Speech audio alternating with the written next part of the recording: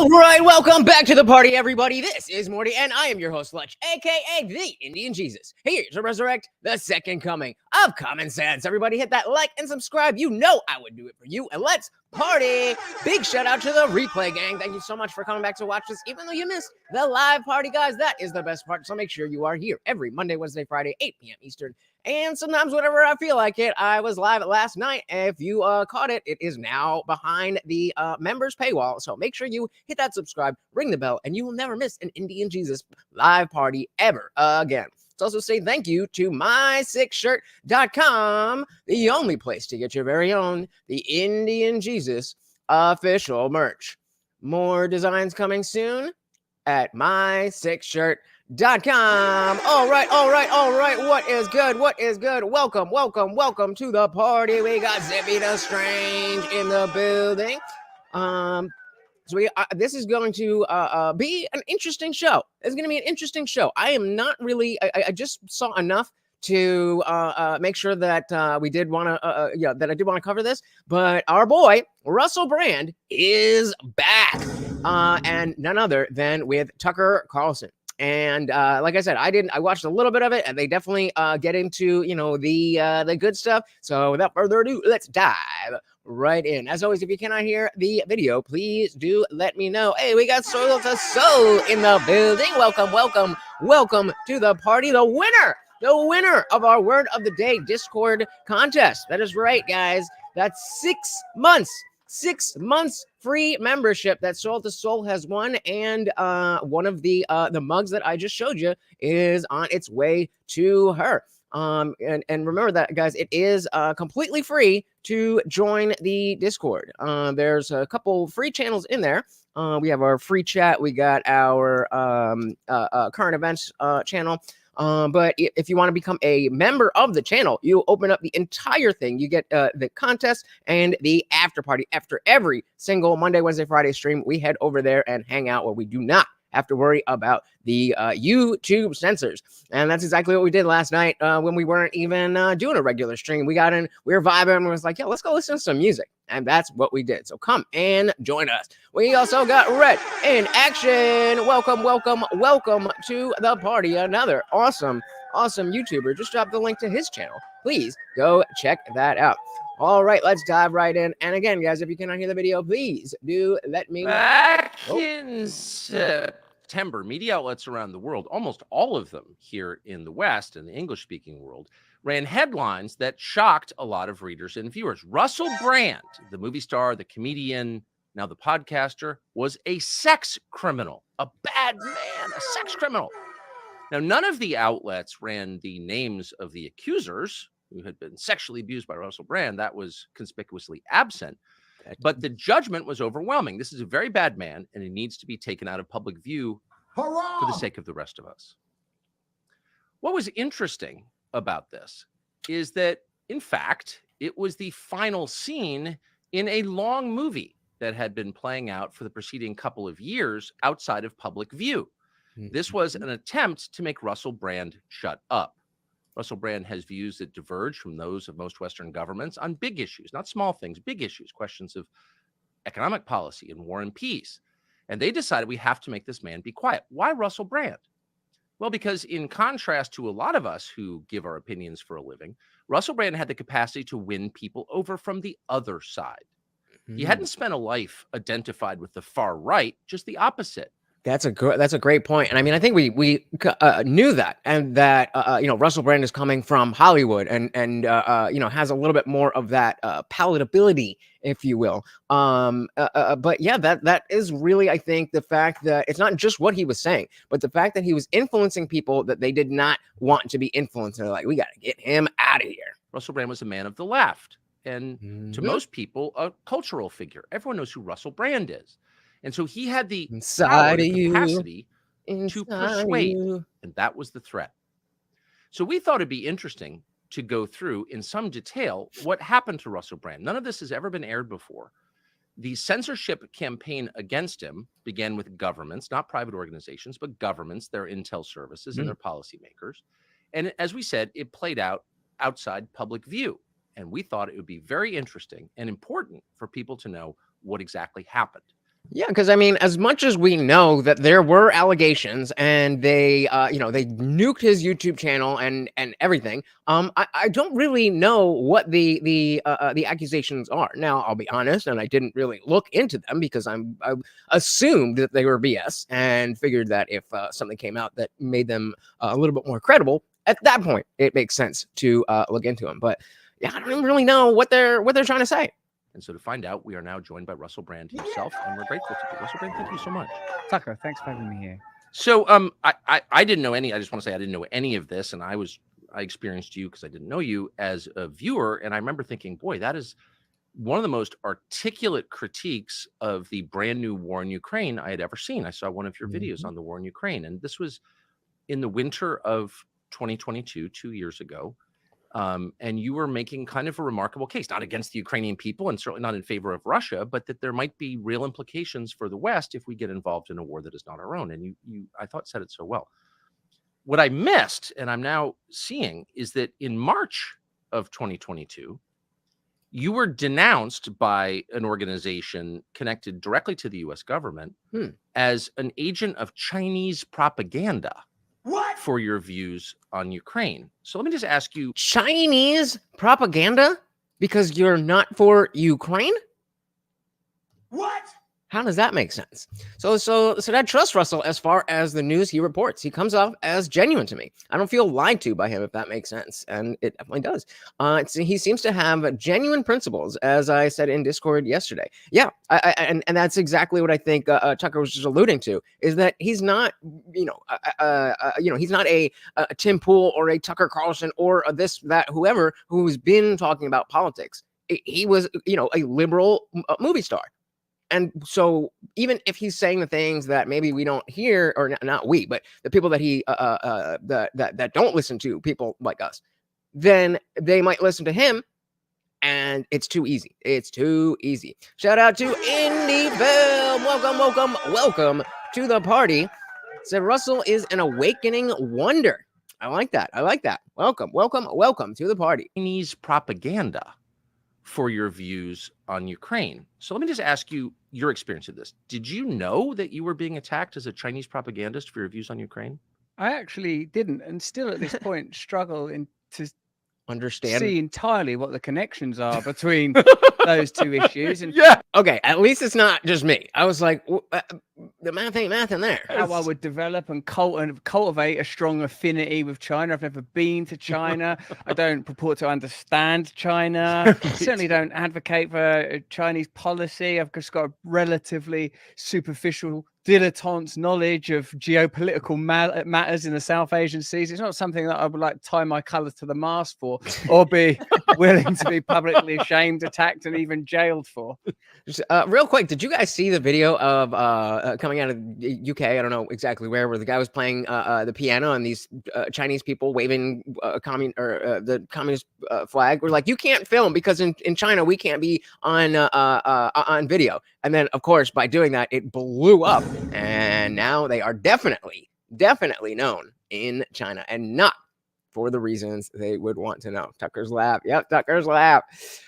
Zippy said, Ukraine reminds me so much of Germany invading France, Russia through Russia, clueless fools seeking profit and glory. All right, fair enough.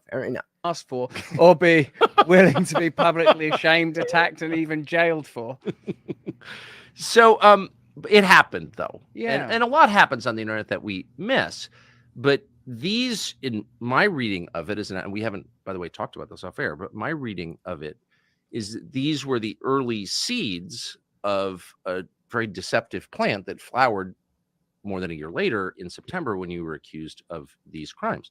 That was the next thing I was going to say, is like a timeline, and when exactly did the explosion of all of this, because they're talking about planting the seeds. When did the flower go? So we're talking about September 2023. And demonetized and censored as a result of that. But looking back, so you were accused by a group called Coda Story. It published a story on its anti-disinformation newsletter. Now, Coda Story is anti-disestablishmentarianism, connected to the UK government, but it's also connected to the CIA. How does it make you feel to know that you were in the crosshairs of two of the most powerful governments in the world, and they're intel agencies.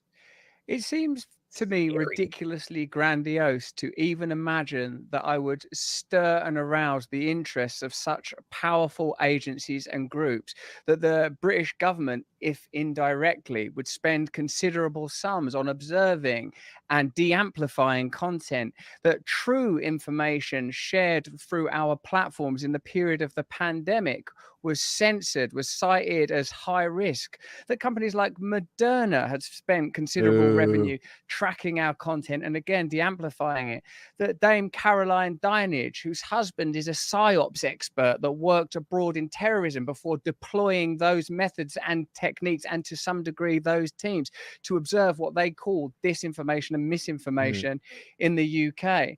I recognize that the new emergent media spaces present a lot of possibilities, even with your kind compliments about our reporting on the Ukraine.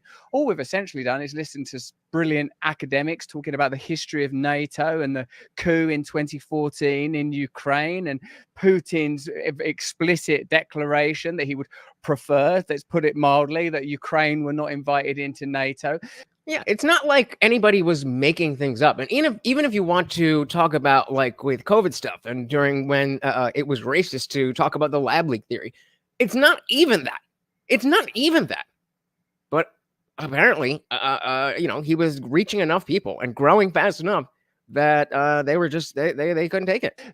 Some of the regional disputes, how they're escalating tensions. This is information that, because of independent media, is available, and perhaps the function that we, our media organization, have fulfilled is been to collate that information and convey it directly in an accessible manner to give people an alternative perspective to the homogenized mainstream opinion, which amounts to, I've learned over the last few years, the amplification and normalization of the agenda of the powerful, that no opinions can be allowed into that space.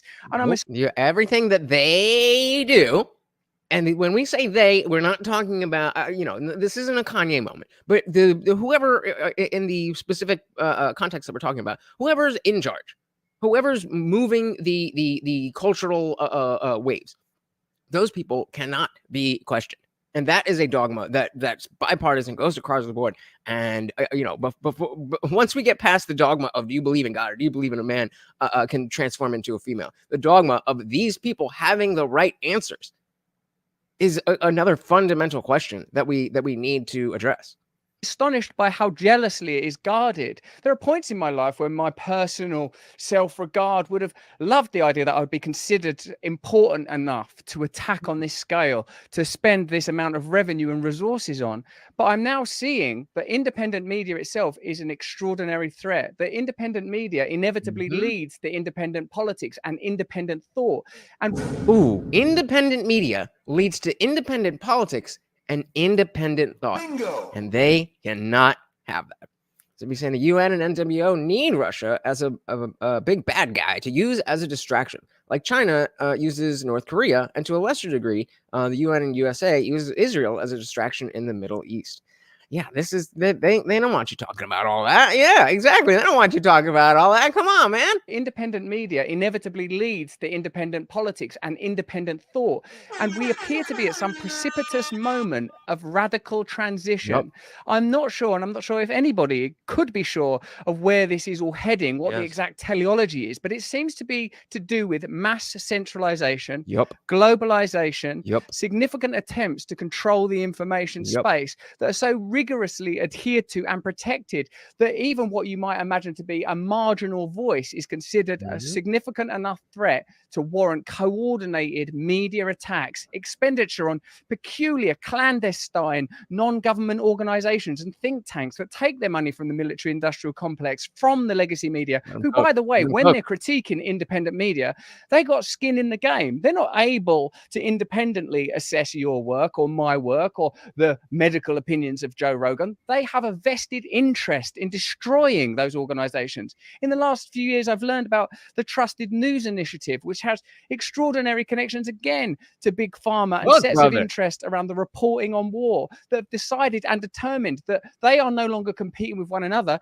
You in particular come from a journalistic background where it would have been commonplace for the great institutions of American media to compete with one another for scoops. The New York Times versus the world. Those days are gone. It explicitly states on the Trusted News Initiative website, we are no longer in competition with one another. We have to curtail and stamp out. I think it even uses the word choke independent media. And it's Jesus. And so I think, you know, exactly. Yeah. Russell coming in hot with a comment of the night. Let's give it a dilly. Independent media leads to independent politics, leads to independent thought, and they can't have it. They can't have it. And so what I think we're seeing is it seems like the elites, whatever you want to, however you want to, the deep state, the establishment, whatever you want to say, it seems like there was a status quo that was, you know, everything was going the way they wanted it. They were keeping things good enough that us plebes down here weren't really too involved with, hey, what are you doing over there at the FBI? What's going on at the CIA? They were doing a good enough job that we're like, all right, as long as I can, you know, afford food, keep my family safe, we're good. You guys do what you got to do. Then the internet comes around, and I think there was I don't know if it wasn't expected, or it was, or what, but just the explosion of people questioning exactly these things that they don't want questioned, and now they're desperately trying to force that genie back in the bottle, which of course cannot happen, and so they're looking for any other way to stifle this free thought. Crazy.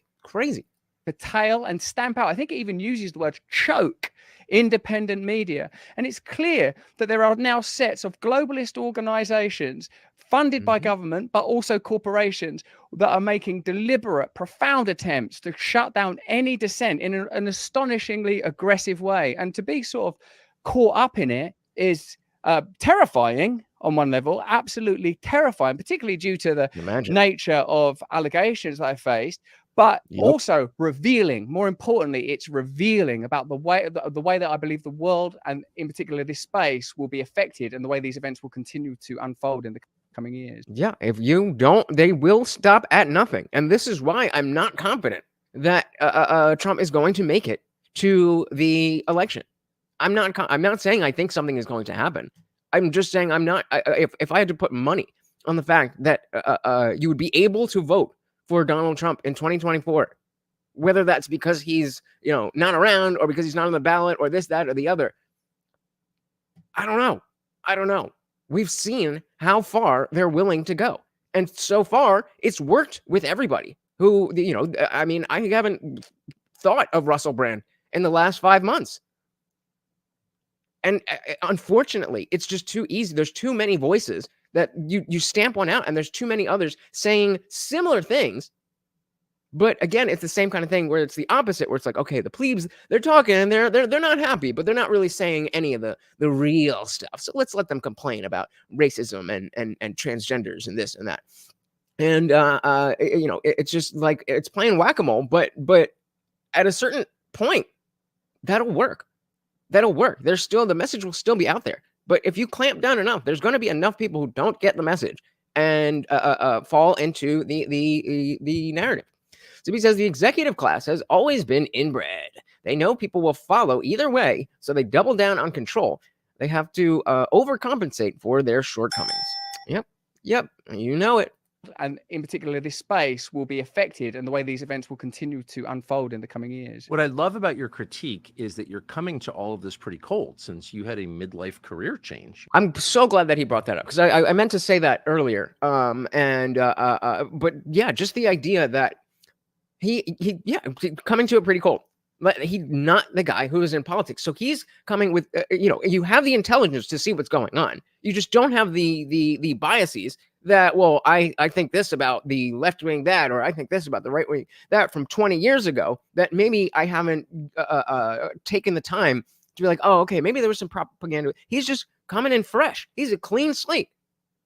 And if you are coming in with a clean slate and you are treating these things with integrity and being honest, then there is no other way or there is no other place to land than where Russell Brand did. And that, again, is why they are so scared of him. There's a reason they will let him be on Tucker Carlson's show, because people who hear Tucker Carlson's name already have, they already know that that's going to be divisive. Russell Brand, too many people like him. Shout out to Kawam Tag. Welcome to the party. Yeah, like I was saying, we went live last night. It was, just in the moment thing. I dropped the link. We had a good time. Very, very good combos. Good to see you, brother. Welcome to the party. Your critique is that you're coming to all of this pretty cold, since you had a midlife career change. You're doing something very different from what you did 15 years ago. And I'm wondering if your assumptions haven't been completely blown up. You're a British citizen, lived in the country most of your life. How strange is it to know that your tax dollars are being used against you by your government, which they are? And how bewildering is it to find that the open contest of ideas that we were promised here in the West, may the best idea win, is a sham?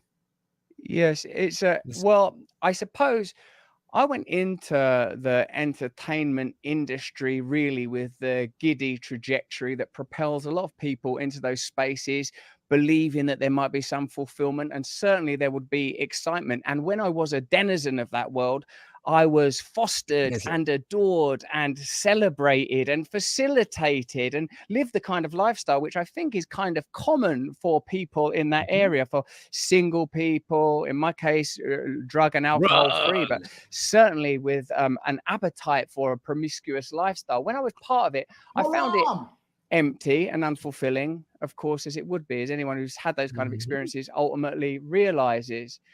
When I departed it as a result really of various spiritual crises or commercial failures or a combination of those events, I really felt like a coming home to the type of values that I grew up with. I grew up in a normal blue collar town, Grays, kind of like a place that's like New Jersey, I guess. Hey, shout out to Jersey. Let's go. That's where you want your kids to grow up. I mean, I don't know about all that, but this, what he's talking about, I think is so, or maybe it's a lot more universal than we think. This idea of returning to the values, make America great again.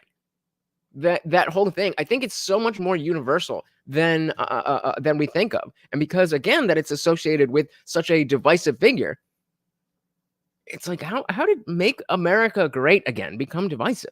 And it's just because of association. So these values it's not just him. These are the values. Blue collar town, that make you happy. Kind of like a place that's like New Jersey, I guess, a kind of suburban, outside of the city, normal people, good values kind of place. And what I feel like happened is, like, well, since I've had a family, since I've got a young son, I've got a couple of daughters, is I feel like that I was able to deploy the skills learned through working in entertainment as a man in recovery in a new space. And what simply began with myself and my partners is tell the truth about things you care about. Kind of over time, it began to, I suppose, Glenn Greenwald the other day, and he goes, you shouldn't be surprised that if you attack the most powerful interests in the world, the deep state, powerful corporations, the machinery of war, that you yourself are the recipient of attacks. Why is that surprising to you? I know, but because sometimes it does feel speculative, doesn't it? You're talking about these really powerful organizations and the way that it's funded and the way that it crosses over and their malfeasant, underhanded, insidious activity. I love how articulate he is. I love how well he can weave his message together. It's almost like, it almost makes you perk up, because he's not just it's the opposite of just being dry. He has a very artistic and creative way of thinking about things that we usually talk about in a very dry and boring way. In the way that it crosses over and their malfeasant, underhanded, insidious activity. And then as it starts to become more popular, as more and more people realize that it's actually true, as more and more people become willing to take back control in their own lives, as more and more people refuse to consent to being treated in this sort of infantile way having their autonomy and personal and mental and spiritual freedom undermined, their connection to their land undermined, their connection to nature. And again, we know. Oh, shout out to Amanda Kemp over on Facebook. Thank you for the heart react.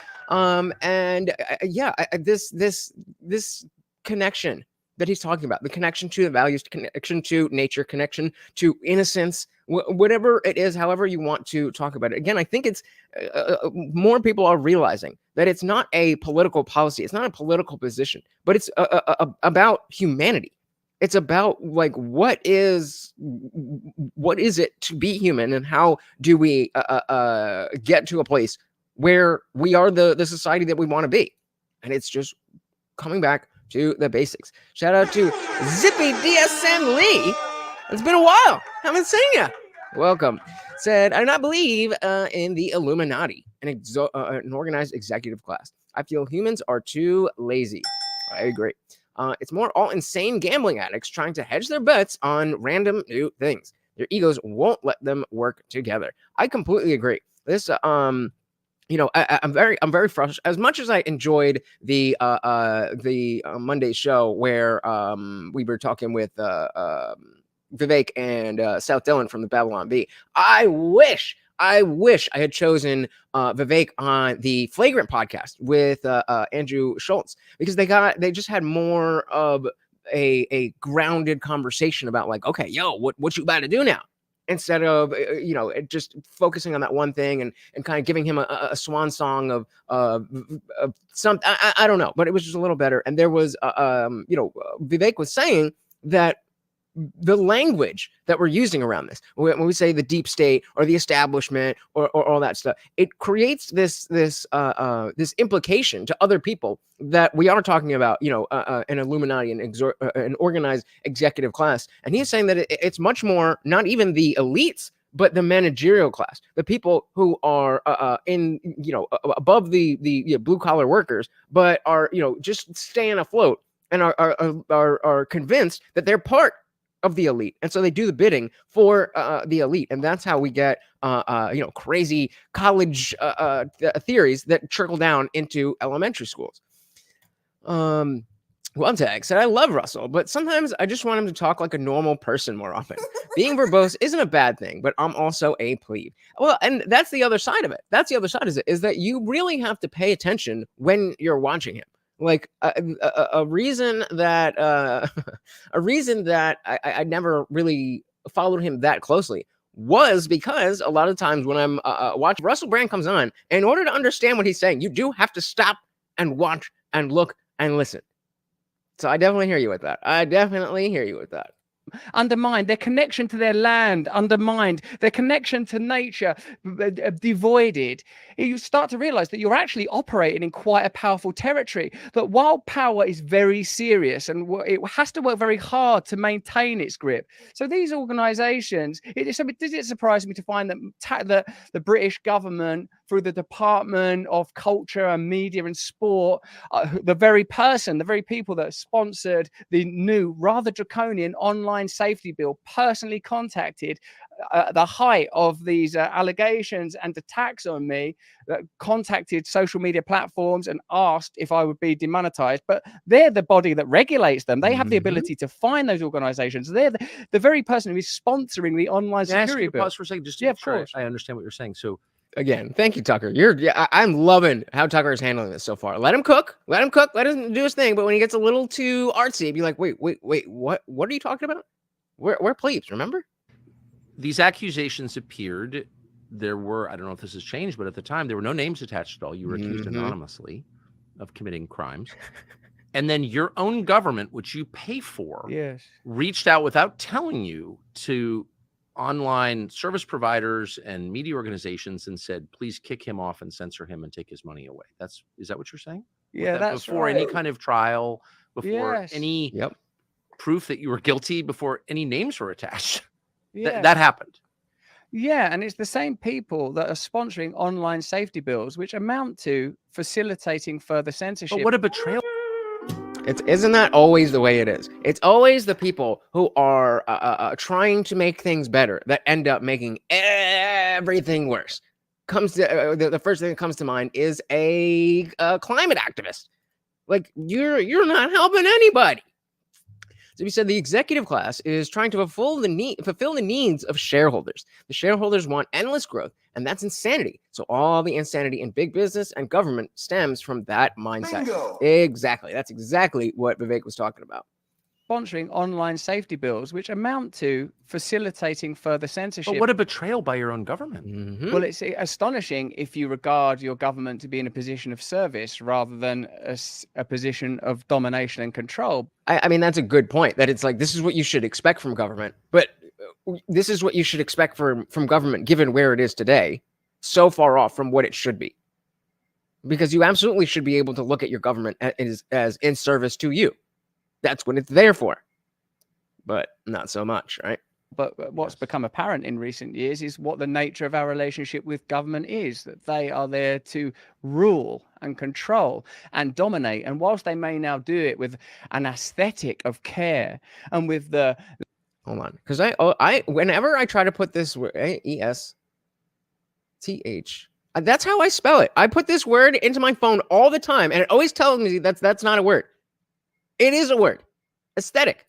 Language of inclusivity. I believe the threat of authoritarianism is far, far greater from those that use the language of liberalism than these emergent, somewhat nationalistically oriented populist movements. So basically, he just said the wokies who fall victim or use the semantic obfuscation are way worse than Donald Trump. That's exactly what he just said. It's far, far greater from those that use the language of liberalism than these emergent, somewhat nationalistically oriented populist movements present, because they are leveraging that power now. They're interested in censorship. They're militarizing the police force. They're introducing protest laws. They're introducing censorship laws. I mean, the only thing there, militarizing the police, I don't really know how that fits into it, but the rest of it I agree, because they're all trying to got you guys, they're all trying to defund the police. So I'm not sure how they're trying to militarize the police, but maybe that's maybe he's talking about in the UK, and that might be different, but that's the only part I don't agree with there.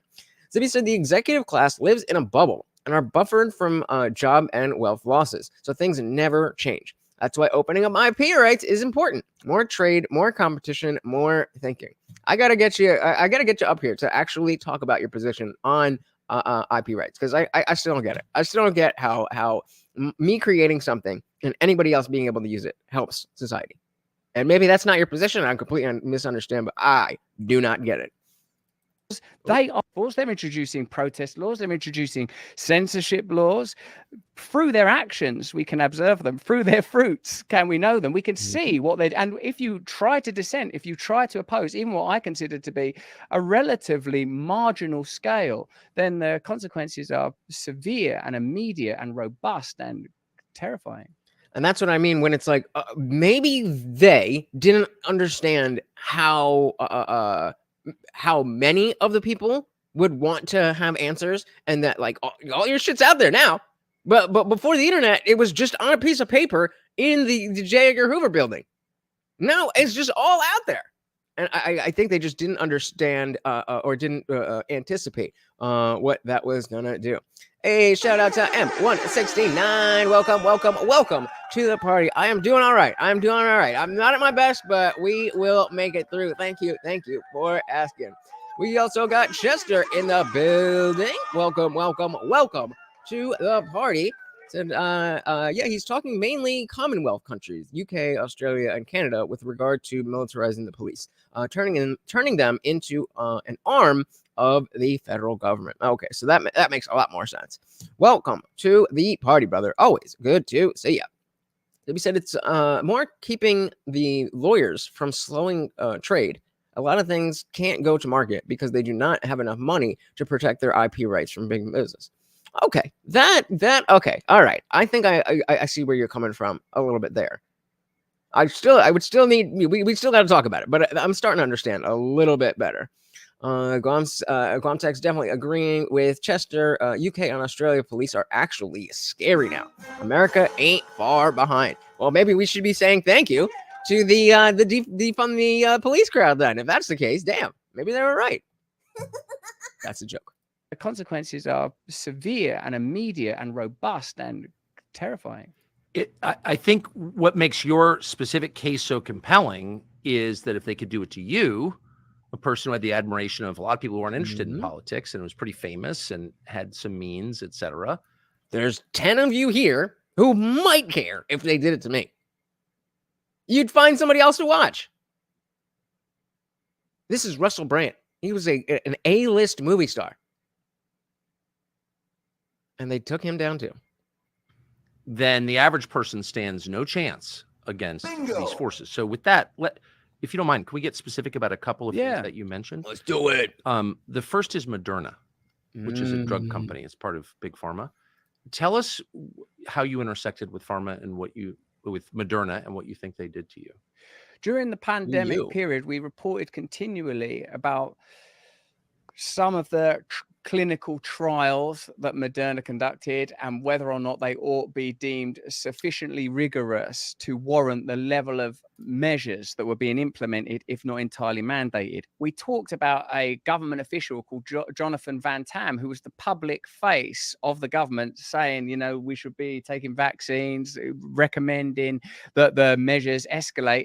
Jonathan Van Tam subsequently took a position at Moderna. We reported on that. People within the FDA took positions at Moderna. We reported on that. We accurately reported that both Pfizer and Moderna were making $1,000 like a second or a minute, just like we report. How dare And you? again, these are the things that you can't point out.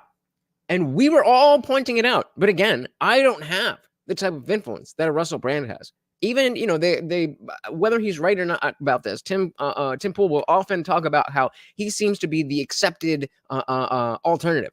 That they want alternative narratives out there so that you can feel like you're getting alternative news, but it's still very much within the confines of what they allow. And again, somebody like that is going to appeal to people like us, but not going to have the widespread just love that any A-list movie star is going to get.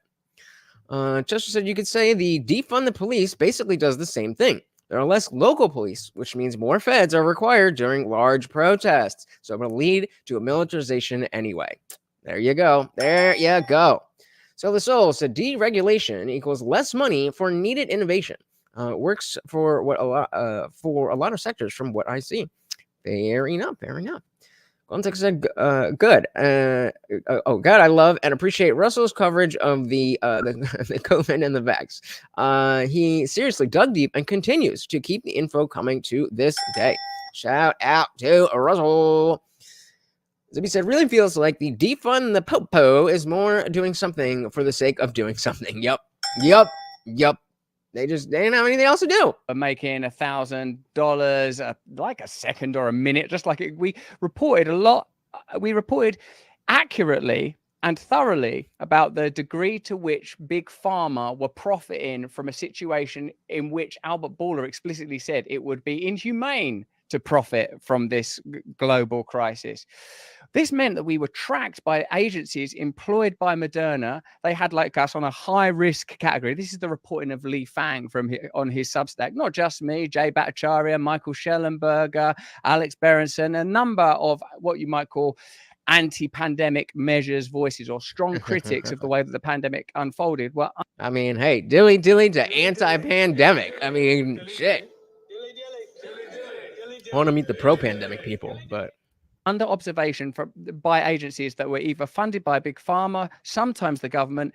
And in a sense, what I've started to realize, Tucker, is this cartilage between the state and the corporate world is often provided by these unusual organizations that are claiming to be observing disinformation or monitoring, but they're actually crushing dissent. That's what they're doing in practice. Dissenting voices are being aggressively crushed. And that again is where the semantic obfuscation comes in. If they're saying we're getting rid of misinformation, but what they actually mean is any dissenting voices, well, then the person who's not paying close enough attention, oh yeah, well, the misinformation, that's bad. You got to get rid of that. When that's not even what they initially intended to do. Judge said most people who say defund the police are too dumb to realize what they're saying. But the fact that the government is happy to do it means it works for them, giving more power to the feds. Yep, that makes a lot of sense. Under the aesthetic of liberalism. Did it give you the spelled incorrectly thingy? Gonzaga said even Lil Timmy Pease stopped the vax coverage and almost seems to just overlook it, so he can kind of just simp for Trump. He literally yelled at Luke recently for bringing up Trump and Fauci. Kind of unhinged, really. Oh, if you can get a clip of that, I would love to see that. Because I usually, I listen to him in the car, and I haven't been driving as much lately. So if you know where that was from, please, let's get a clip of that. Crushing dissent. That's what they're doing in practice. Dissenting voices are being aggressively crushed by almost any means necessary. That media organizations are collaborated in a way that is unprecedented in order to shut down dissenting voices. And it appears to me that this is part of something. I don't know that we've seen anything like this before. So what you're saying is that these organizations, which purport to be independent, are not actually independent from government. They merely give government, the politicians and the intel agencies, especially some plausible deniability, some distance. Yeah. And this is what I didn't understand about Tucker Carlson and the way that Tucker Carlson talks. It's like, wait, so you're saying that it's not all on the up and up? Usually I'd be like, no shit, bro, where you been? But the fact is, especially across from somebody like Russell Brand, who's very what's the word you use, Von Tech? Verbose? Is that the word? But who's uses a lot of flowery language around the stuff where we usually are just listening to a very dry version of it. For him to just kind of recap it is exactly what we need. It's exactly what we need. And I didn't appreciate that about Tucker. Are not actually independent from government. They merely give government, the politicians and the intel agencies, especially some plausible deniability, some distance. Yes. What they're doing. Is that what you're saying? I'm saying that, Tucker. That That's seems to what I be was the saying. function. There's a group called Logic. No, if anybody leaves for that, we're not friends anymore. And logically have received millions of pounds of taxpayer money. And what they do is observe dissenting voices around, in particular, COVID and pandemic measures. But and as we says, wealth equals power equals corruption. Absolute power corrupts. Absolutely. They are now working in the United States, apparently in order to regard misinformation around election campaigning. It seems that this group received government money in order to control online spaces. So if you're worried about the security of electronic voting machines or absentee ballots, yes, who are denounced by these people and censored by them. That's precisely how it works. And so this goes to the exact, even when we're not talking left versus right, the ideas of semantic obfuscation and dogmatic thinking are still very relevant to this. The dogma is that what Big Pharma says is true. And if you question that, you're bad. You're not allowed to do that. And as we see, if you make enough waves, they will come after you. Excuse me. Zibby said we should limit elected and appointed to no more than 4 times the average wealth. Keep the rich out of governance. That's a much larger conversation that I don't necessarily, because I'm always weary about limiting people's earning potential. I mean, clearly there's corruption here, but I wouldn't want it to go too far. And as a principle, I think that I don't know. It's just I'm very uneasy. I'm very uneasy about that. So I was saying, you think at the very least it would be easy enough to stop Congress from giving itself raises. Yeah, that's a kind of corruption that obviously needs to be addressed. But let's talk about it. So we said, I can't go to space. I'm already there. My head is beyond the clouds. Gang, gang. Bullen. Yes. Censored by them. That's precisely how it works. And of course, they employ former FBI agents, CIA agents. So hold on. Infam said, no, we should keep the poor out because there are the ones that go in with nothing and somehow become millionaires. Interesting. So this is again, why when you first say something like this, I'm just like, I'm not really sure. And indie films bringing up, I mean, AOC would have been perfect for that, what we're talking about, where she's just a bartender. And now she's worth how much? Because she could just go in there and make this deal and that deal and that deal. The problem is that regardless of what the money from other things, it's the power itself that creates the opportunity for the wealth. So it's very complicated. 169 said, what many may not realize is a critique of jabs has been suppressed for a long time. It didn't begin with COVID. Facebook and YouTube have been silencing channels for a while. Yep. Zippy said, you're not wrong. There are loopholes. The one running is a front man for others, like how the staff run everything. The elected are just on display. Agreed. And of course, they employ former FBI agents, CIA agents. In a way, I suppose, what happened during the pandemic period, because of like the Twitter files, for example, we started to learn the degree to which the deep state were involved in in social media companies, the degree to which they were censoring and shutting down information. There is no way this doesn't get demonetized. Information that we now know to be true, which it was, of course, you'll be aware that Mark Zuckerberg said we did censor true information. The category, in fact, of malinformation is information that's true, but harmful to the agenda of the powerful. Now, if you just said malinformation to somebody, just like, what do you think malinformation means? No context. They're obviously going to think it's incorrect information. Not that it is bad for my purposes. Semantic obfuscation. So the Soul said, too many puppets. People are unfortunately very weak and susceptible to ideas of grandeur. That's the entire progressive movement. Well, it seems like groups like Logically and the Public Good Project are specific. Not logical or good for the public. Empowered to control, censor, de-amplify information that is harmful to that agenda.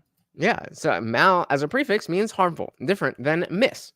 And I'm 69 saying malicious information designed to hurt somebody. And that's exactly the type of thing that you would think that a true statement that happens not to this is what they mean, but you're not going to think about it this way. You're going to think, oh, lies. That's what you're going to think of. This seems totalitarian. Yeah. To control what people are allowed to think I think that's the definition of it. What I've started to, I suppose that's what, in essence, what I've started to feel and report on consistently, as you noted at the beginning of this. I'm not someone who's affiliated organically with conservatism or what you might regard as right-wing politics, although I, of course, recognize the legitimacy of a whole variety of political views and the right of people to hold different views from one another. But that doesn't really exist in the way that you're kind of talking about it. That, again, that's the ideal. That's the ideal, that people can, voting Democrat doesn't mean you think exactly the same thing, or voting Republican doesn't mean that you think exactly the same thing.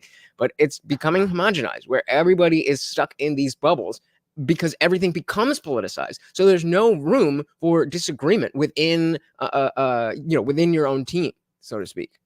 Let me say, I wonder if lobbying equals treason. If lobbying equaling treason would fix anything, i.e. only do lobbying in public town hall format, or else it's treason. I mean, it sounds good to me. I think that's pretty extreme as a first step. Maybe we want to just say there's a fine for it and then increase the thing there. But that's the problem with drastic policy. And that's, I think, what I guess I don't really necessarily know who specifically, but a lot of the people who have these big ideas, it's like the wheels of government were meant to turn slowly, specifically to avoid drastic whiplash between the parties going back and forth. So I mean, I definitely think there should be a punishment, but treason is a little strong. So I said, all I know is if I hear someone or if I hear something is being labeled as such, it means I definitely need to take a look for myself. That's what I've learned in the last 4 years. Good lesson. Good lesson. Guamtech said, I posted the Tim Pool yelling at Luke. Oh, gang, let's go. Let's go.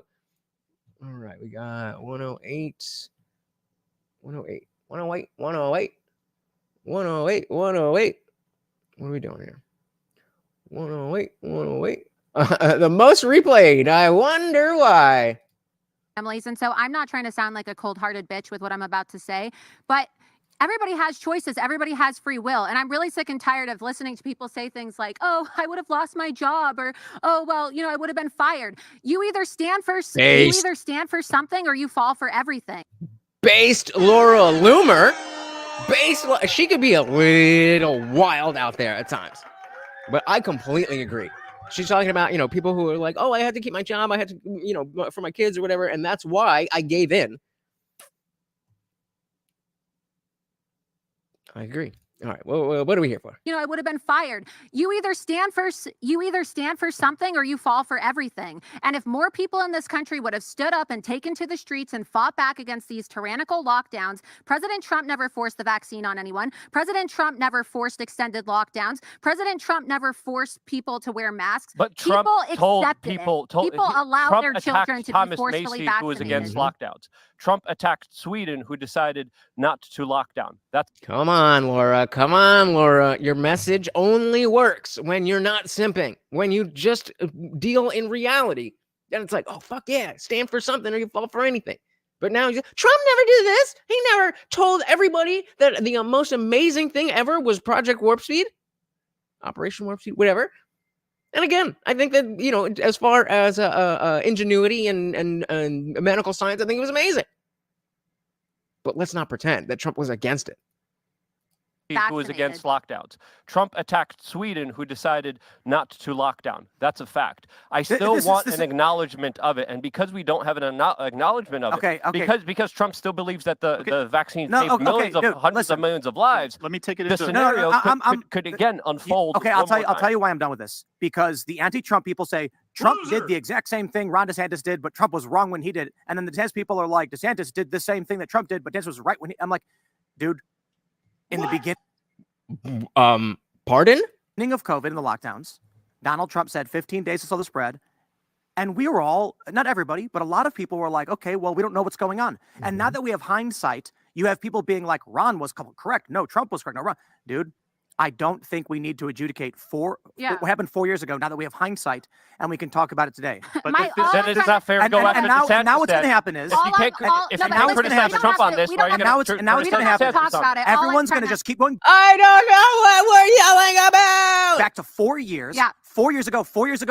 No, I'm asking what happens next year? Can we get an AG that actually looks into the creation, the funding, all that, and prosecute? Can we arrest Fauci? Can we please arrest Fauci? That matters. All I'm trying to say is that people have their opinions, very strong opinions about COVID. I'm, the biggest Trump supporter there is, and I never took the vaccine, never got boosted, never will. I'm a proud anti-vaxxer. But Trump did get boosted.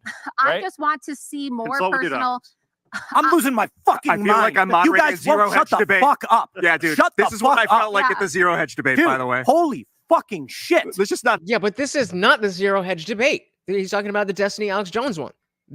That was reasonable to get upset. They're having a reasonable conversation. Now, I don't know how long they've been talking about this, because I'm just jumping in at the most replayed moment. But I mean, we get it. I have had this debate 7,000 times. Hey, and I'm sorry. I'm losing my fucking mind. I am so over people being like, Trump was bad because Trump did a thing. No, I agree with you. We did not know what was happening 4 years ago. And now we are 4 years on with mass illegal immigration, 10,000 people per day. And you're talking about a vaccine program for 4 years ago. And here we go again. The comments were made a couple of weeks ago by Donald Trump about this. Donald Trump came out and said it should be your choice. Yes, that's my point. We're done. He said you should get boosted. Do you guys think that the reason why we talk about all right, let's solve this. I'm not talk to a doctor. All right, Tim, you're gonna solve the COVID issue. All right. To a doctor. Don't take advice from Donald Trump on medical practices. Talk to your doctor. If you don't trust your doctor, find a doctor you trust. But I remember when Donald Trump was at a rally and he said, "Oh, I love the vaccine." They booed him and he goes, "Yes, but it's your choice." I don't understand why you're conflating Donald Trump saying I invested in medical research. You can choose it, and now you're like, it's Trump's fault. He allowed the American people to be guinea pigs. He allowed Big Pharma to get away and never be held responsible for the crimes they committed against the American people. There are so many people that were injured. There were so many people that were hurt. And real quick, if I'm Tim, like, what are you doing? This is content. The only reason, where is it? I don't know if I can find it, but yeah, the only reason you would be getting triggered like that when you agree so much with this happening.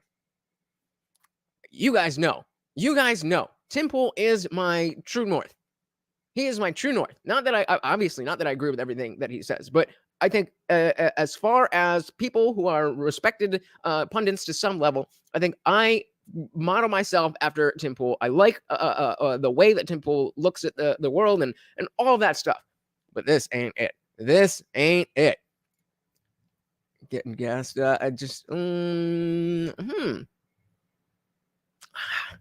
think? I don't know, because I don't feel like Tim would think that he needs to be emotionally protective of Luke. And I mean, hey, maybe they like, again, I didn't watch this episode. Maybe they were talking about it for a long time and Tim just was over it. Because as entertaining as this clip is, you know, let's say if we're all the way back here and they're still yelling about it. Possibility. Well, the decision that he made to only go with corporate media and to avoid all alt media, basically, as you... They're not... To the people who, of course, represent the people the most, the independent media, the people on the ground, the people... Florida, and he's now, I believe, supporting President Trump. Yeah, so I mean, there's not a lot there that it's like, I mean, if that's the case, that is sad. Exactly, Soul to Soul. Like, if this is the case that that Tim Pool is emotionally protective of Trump, that's some loser shit. That's some loser shit. I don't think that is the case. I would need to see more evidence to this point before I agree with that. But if that is the case, that is very, very disappointing. Yeah, definitely. Sad. But I mean, hey, you know, we all have bad moments. Maybe it was just a bad moment. Maybe you had a bad day. Maybe they got swatted. Who knows? But that definitely was not the Tim Pool that I love. All right, where we're here. Regard as right-wing politics, although of course. All right, so he's just saying how he's not, you know, really associated in politics in the same right versus left in the same way that typical Americans are. Recognize the legitimacy of a whole variety of political views and the right of people to hold different views from one another. But it seems to me that authoritarianism now is being deliberately veiled in the insidious language of care, concern, safety, and convenience. It seems to me that we're in a time where we lurch from one crisis to another, that the crisis is always used to legitimize certain solutions. Sure, I agree with that, but that doesn't seem to be something new. That's something that started with the 24-hour news cycle. Like when you had the 6 o'clock and the 10 o'clock news and a newspaper, then, you know, it was just the biggest stories that made it into the news. When you have 24 hours on 7 different channels, and then even the papers go online and are constantly being updated. That gives a reason to create that which is newsworthy. Zippy said it's more like they are being ultra negative on Trump and do not apply the same standards to others. And Tim is like, stop the circle jerk. I want to get off. What? Good one. Yeah. I mean, and the only reason that I'm spending so much time thinking about it is because I do trust him. And if this is going on, you know, I really need to rethink how much I trust his word. Because I've said before how it's become very clear that he's been a lot more doomer and black-pilled lately. When I started listening to Tim, he was, I mean, not flowery, but he was always positive and was always talking about what we can do to, you know, make things better. And he still has that. But he spends a lot more time kind of feeding into, oh, well, I was right about Civil War. And it's like, yeah, but also You don't have to feed into it and make it a self-fulfilling prophecy. Oh, you got that one ready. And a docile or terrified public is willing to participate in this proposed solutions that usually involve giving up their freedom. Well, again, you know, he could barely get through a day without a Civil War video, partly because that's good. That's his brand. But on the other hand, he has been talking about this since 2015. So I'd be, you know, I mean, how often do I do a stream where I don't mention dogma or semantic obfuscation? So I don't necessarily have a problem with that. I think he was one of the first people to kind of popularize this idea that a form of a civil war is coming. And he, you know, he doesn't even say that like it's his thing. He remember, I forget who it is, but he's like, yeah, I read it somewhere. Like somebody said it was going to happen. But I don't have an issue with that. It's the way that he kind of will twist things that aren't about that into a message that's Timcast friendly. And I mean, maybe it's just the byproduct of, you know, scaling a business up, and that there's almost only so much personality that you can put into it. I don't know, but there definitely there's definitely been a shift. And that is, again, guys, why we are constantly looking at this stuff, to pay attention and to recognize the shift as it's happening, so that we don't spend 5 years listening to some guy because we used to listen to him and we used to like him, but now he's talking bullshit and we haven't questioned ourselves. And now we're 5 years down the road looking like morons. You know, he said, if you want to question a thought process, apply their logic to everyone they talk about. Is he about the same on DeSantis? Well, I'm not really sure what you're asking, because I in that snippet, if it is about being because he wasn't specifically saying, I don't want you guys to go on and be making fun of Trump, because he didn't specifically say it, then I would need multiple instances where he didn't say it outright, but it was rather clear that was happening. Because in this one instance, it could be this, or again, he could just had a bad day. Maybe he argued, maybe he was arguing about the vax right before the show, and he legit was tired of it. So with one, I don't really know. In general, though, I do feel like there is an acceptable level of applying things equally across the board. Obviously, we all have our biases, and that's fair too. So, I mean, I guess if it would take more than to actually be like, no, this is the problem. And is he doing that to DeSantis? Because we're not yet saying he is doing this for Trump. Just throwing that it might be a possibility. So I said, I don't have a problem with it. Just an observation. I understand he needs to capitalize on it to an extent. Yep. And again, that doesn't, depending on how he's capitalizing on it is what we're looking at. Is he just, still doing what he always did, but throwing in some extra? Or is he lowering the quality of what he's doing in order to fit in his branding? And as of right now, it seems to be the former. But if we see a lot more shit like what we just saw, it might be a little bit towards the former. Well, like I said, I would have been a lot more okay with his outburst without the "shut the fuck up" comment. I just feel like that's a massive ego thing, or he's actually upset that it's being brought up. Yeah, I mean, I feel like it's pretty obvious that Tim has a big ego. He's not in the same way that like a Trump has a big ego, but you have to have a big ego to think like, yeah, I could just live on the street and film stuff with my my cell phone, and I'll be able to make a life like this. You have to have a little bit of ego to be able to say that. But again, it has to do with, is that getting in the way of the quality of the news that you're reporting? Otherwise, well, it is.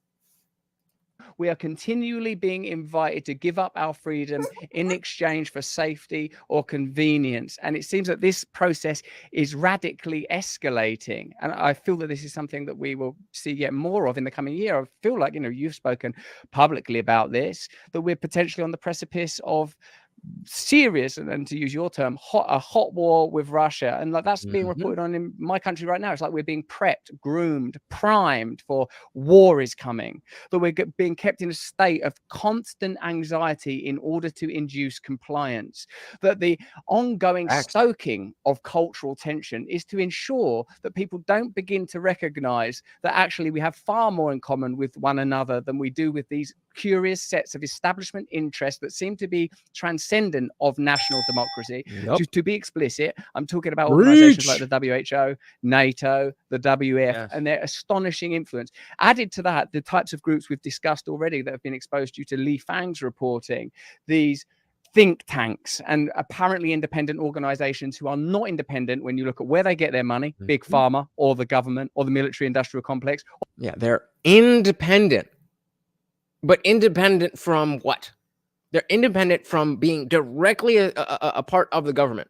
But there's there's whether it's a lobby or what you call it, a super PAC, or there's always money, tax money going to these people that are supposed to be independent.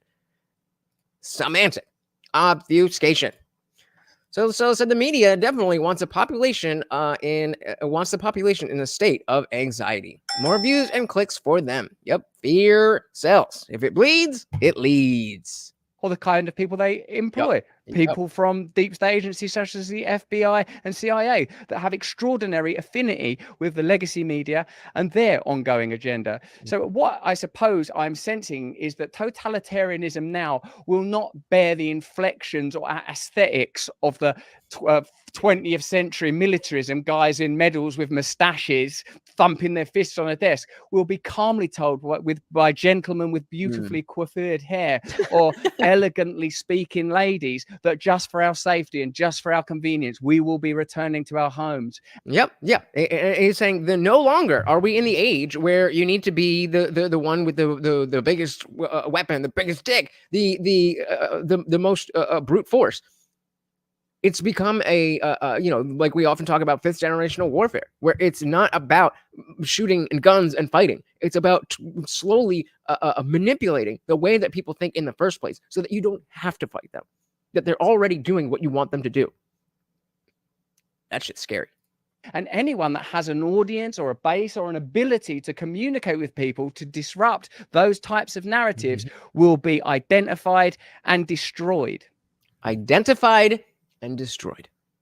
And there's again, the through line is that you can see exactly why the people who are canceled, what it is that they're doing. They're not all saying the exact same things. They're just hitting on the same points. And you're pulling on a thread that if it unravels, we already know that politics is all theater. It's a house of cards. But again, we're in and I think we're near the end of it, but we're in an era where things are good enough that most people just go about their day.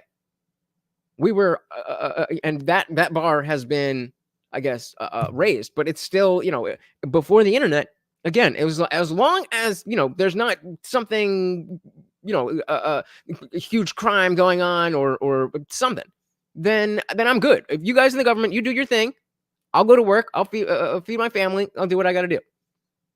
Then the internet comes around, and this explosion of people focusing on what is the government doing? What are these independent organizations doing? And they weren't ready for it. And that's why, despite all of this, I remain somewhat optimistic, because there's just too many people, and it's already getting to them. And most people are still asleep. Most people just believe the stuffs, whatever it is, whatever the bullshit that they're laying out. Most people just believe it. Most people just go along with it, either because they're too lazy to look into it further, or because they just don't know any better. And I think the more we continue doing what we're doing, the more people are going to start figuring out, oh, it really is all these conspiracies. It's not crazy to think that this really is happening. I've been lied to, so on and so forth. So it's 5th generational warfare in the sense, in that sense, seems feminine compared to all-out war, doesn't it? Females are more likely to destroy reputation. Men are more likely to come to blows. Correlation? It makes sense. I mean, you know, the feminization of society goes that deep. It goes that deep. Crazy observation there. Good one. Types of narratives will be identified and destroyed. Well, they're certainly they've identified you, and they're trying to destroy you in the most obvious way, in a way that hurts not just you but your family. Right, and that's it too. It's that there's just the thinnest veil of a real reason. Well, somebody said somewhere that this guy did something to some lady. All right, get rid of him. That's all they need. That's all they need. Just the thin veil of a reason. And we know that it's bullshit, but like, okay, that's how it happens now. This is what goes down. People get canceled for allegations from nobody. From nobody. Shout out to Leslie McDowell in the building. Welcome to the party.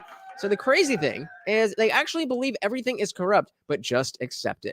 That's the craziest thing. I don't understand it. I don't understand how, like, if you don't pay attention to politics, and you think that you know, like, oh yeah, well, politicians lie, but you know, they're good people and they want to help us. Fine, whatever. But if you're actually reading and watching what's going on, and you somehow have twisted your brain to rationalize that this is okay in any form, crazy is the right word, Leslie. Crazy is the right word. Welcome to the party. Comdex said, men destroy your face. Women destroy your mind. Definitely a correlation. Yikes.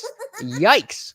And they're trying to destroy you in the most obvious way, in a way that hurts not just you, but your family. Was there ever a moment, they don't care, when this happened in September where you thought, you know, it's just kind of not worth it to be doing what I'm doing? Great question. Great question. Because, dude, he's got money. He has no reason to continue doing this aside from genuinely wanting to get this information out there. This is so painful and so threatening to my family that maybe I just bow out and stop talking. My son was born with a heart condition, and while this was happening, you are about to hear somebody stand on principle. When you get a question like that, and you hear an answer, the beginning to an answer like that, this is about to be a man standing on principle. My son was born with a heart condition, and while this was happening, he was undergoing heart surgery. He was 12 weeks old. And I suppose what that did, Tucker, is it revealed that what we were experiencing was a public concoction. I am aware that I've put myself in an extremely vulnerable position by being very, very promiscuous. That is not the kind of conduct that I endorse, and it's certainly not how I would live now. That I've been shown a good many things as a result of these events. The value of my family, the value of friendship, the value of being able to speak publicly. And I mentioned my son because throughout it, I was able to maintain what is really important in life. And as you have actually said, we all know how this ends. Attacks like this, a crisis like this, hurtful though it is to be accused of what I consider to be the most appalling crimes, to be accused of this is very, very painful. And yeah, I mean, the fact that this is in the playbook, the fact that Me Too was a thing that people just, you know, hopped onto with no forethought. It shows exactly the problem, that this is not, you know, Me Too is not a core root issue. It's a symptom. It's a manifestation of the feminization, the over feminization of our, not even our society, our entire world. I mean, except for like China and North Korea. Most appalling crimes. To be accused of this is very, very painful and very hurtful. But I am being shown that there are consequences for the rather foolish way that I lived in the past. Although, of course, again, to reiterate, due to the nature of the world we live in, of course, I deny any allegations of the kind that have been advanced. But what I've seen... It's hard to watch him like this. It's hard to watch him like this because usually he is so much more upbeat. And I mean, you guys know, it's hard to watch him like this. I deny any allegations of the kind that have been advanced.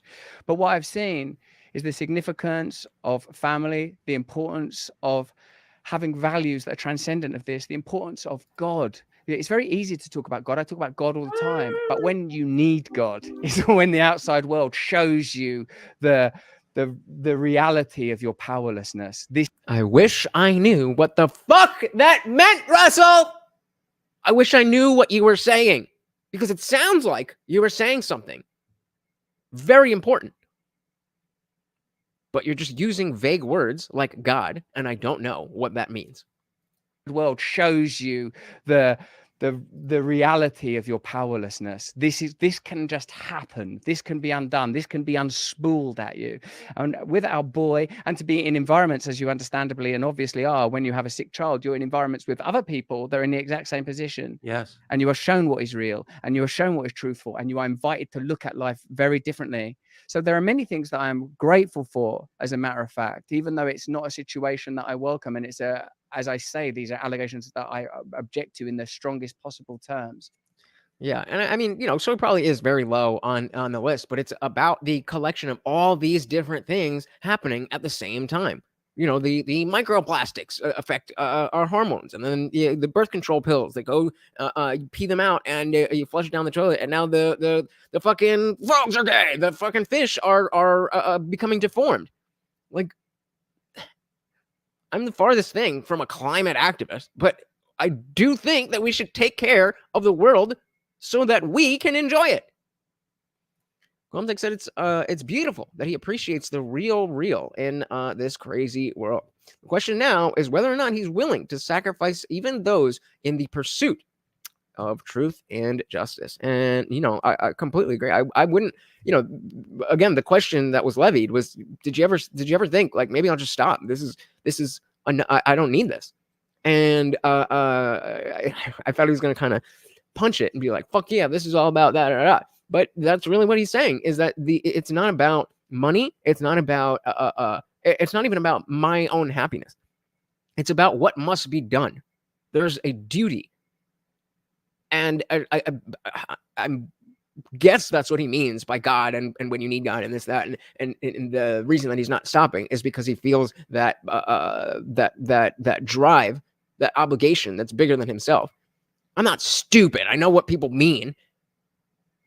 But a lot of people are stupid and won't know what you mean. And if you could just articulate it in that way and not bring up God, you'll have so many more people listening to what you say. So we are overloaded with things that we've never had to be overloaded with as a whole. Yeah, I mean, it used to be the same era in human evolution. It used to be, if you couldn't see it, you didn't know about it. If you couldn't see it from where you're standing, and of course there are no screens, you didn't know about it and thus did not need to care about it. It's just too much. It's too much.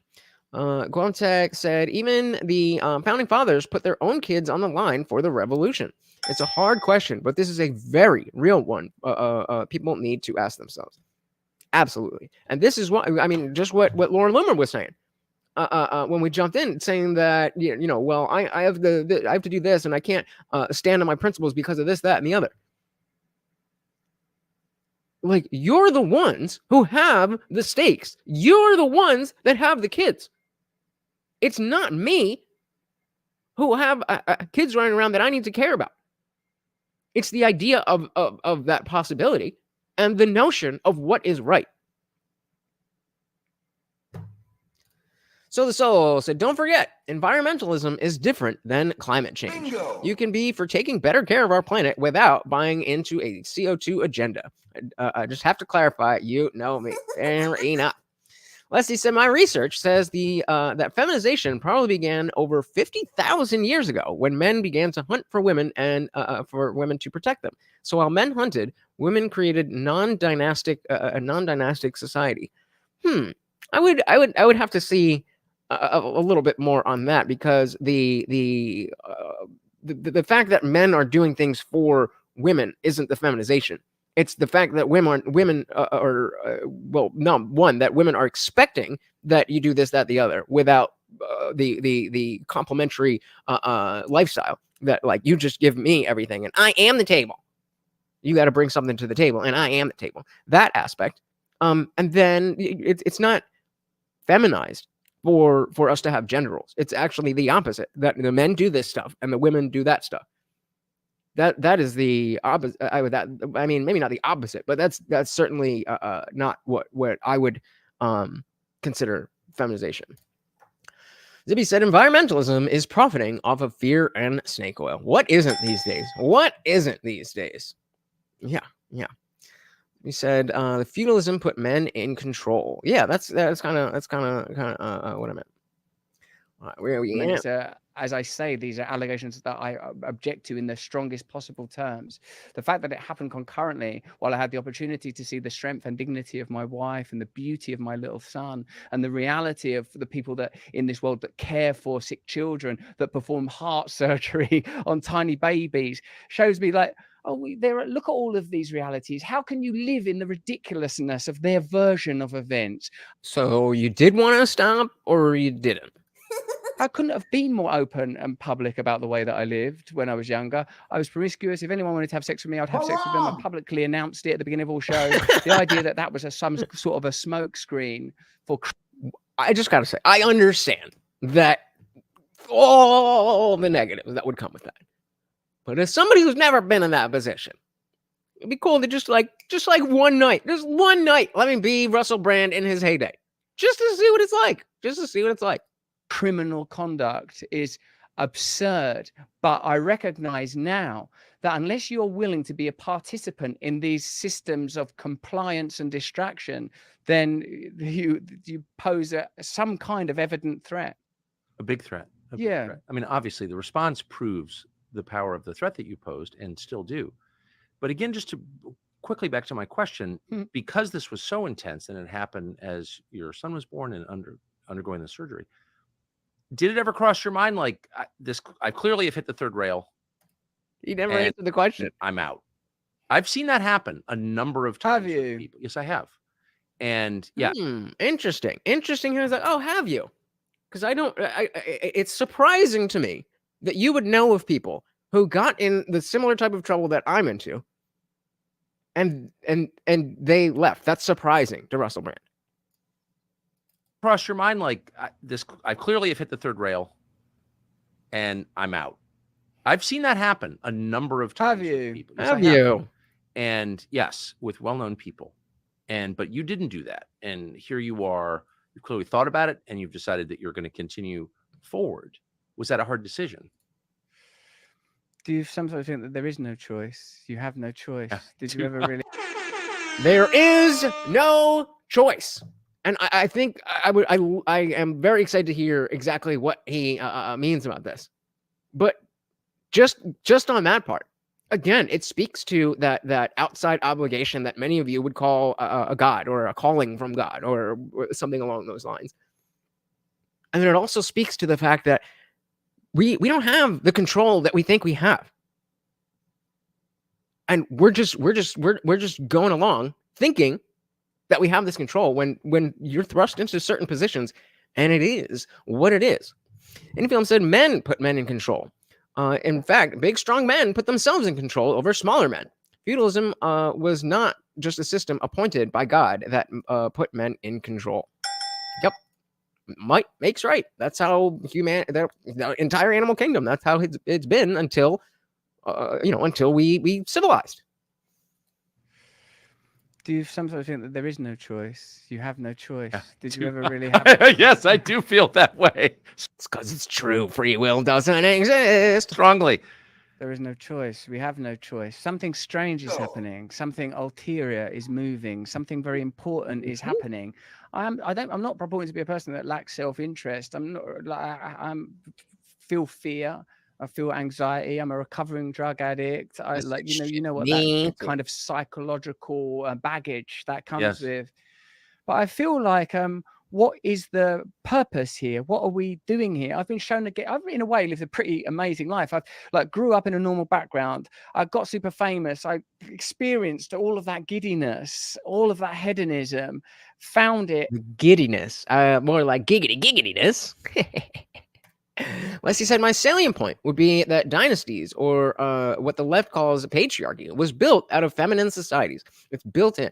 If you're interested, read Pathways and Lifeways of Hunter-Gatherers. Hunter-Gatherers. Interesting. I'll have to check that out. Thank you. So he said, I meant feudalism in organized feudal tribes. I guess hoof is in my mouth. Oh, well. Happens to the best of us, right? Experienced all of that giddiness, all of that hedonism, found it empty and hollow, and have been returned to a position where people could actually be connected. I actually feel incredibly optimistic because of things like the ongoing agricultural protests around the world, the trucker protests. Oh, okay. I wasn't sure. I thought that's maybe what he meant, but he was saying agriculture, and I was thinking maybe he was going in the climate direction. I was like, what is going on? The ongoing agricultural protests around the world, the trucker protests, the lengths that people will go to criminalize not just an individual like me, but whole movements will be criminalized as far right, as Nazi, as whatever language is required to delegitimize the rejection of this global authoritarianism is what will be deployed. So wait, he said it was the one thing that will dictate this. Let's see. What was as far right, as Nazi, as whatever language is required to.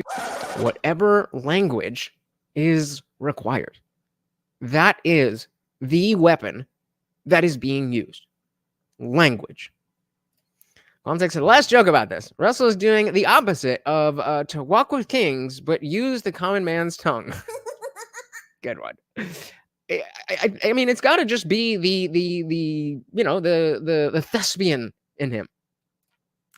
And Film said, wait, so the patriarchy was created by feminist societies? So women created the patriarchy? What? I don't know. I'm a little lost on that one. But will be criminalized as far right, as Nazi, as whatever language is required to delegitimize the rejection of this global authoritarianism is what will be deployed. So when I say, no, I didn't think for a second about doing anything different, I didn't think that. Finally answers the question. That, and it's not out of bravery. It's something obligation. Beyond that, because I think sometimes I would like to just be with my little daughters and my wife and my son, and exactly. And so when you when you see that the life that you can live is going to be based on hardship and whatever, but it's your purpose. When there's something outside of yourself that, again, many of you will call that God. But if we don't understand it, then we can't follow it as closely as we need to. Shout out to Joe Mama. Welcome to the party. I don't know what you are talking about, bro. You are wilding. You're just going crazy. So the soul said, women have always been the neck, which decides the way the head turns. No books needed, just my big fat Greek wedding and a good dose of Windex. There you go. That, because I think sometimes I would like to just be with my little daughters and my wife and my son and just live peacefully. But I don't know, Tucker. It doesn't seem like there's an option. Choice. Exactly. It doesn't seem like that's an option. It might be there might be some aspect of me not having the entire establishment come down my throat. Pause. But the fact is, even if I'm not saying anything, all of these things are still happening. All of this destruction, this erosion of culture, this loss of value and morality is still happening. So it's not about, do I want the flack from all this? It's the fact that this is happening and it needs to stop. And we all need to be doing what Russell Brand is doing. We all need to be getting a camera or turn the damn thing off and speak with a fucking thing and make your voice heard. There are too many people who think exactly like us, but feel like they are alone because the narrative is that they are a conspiracy theorist and a bigot and this, that, and the other. You have to speak up. There is no choice. It doesn't seem like there's a choice. But I don't know, Tucker. It doesn't seem like there's a choice.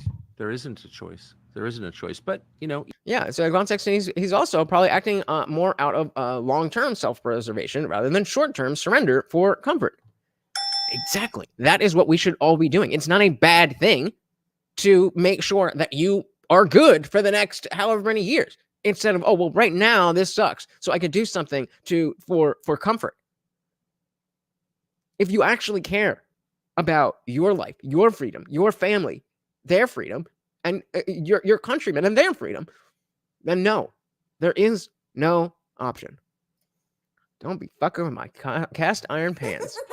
Even under those circumstances, some choose cowardice, and again, I've certainly seen that quite a bit. Bingo.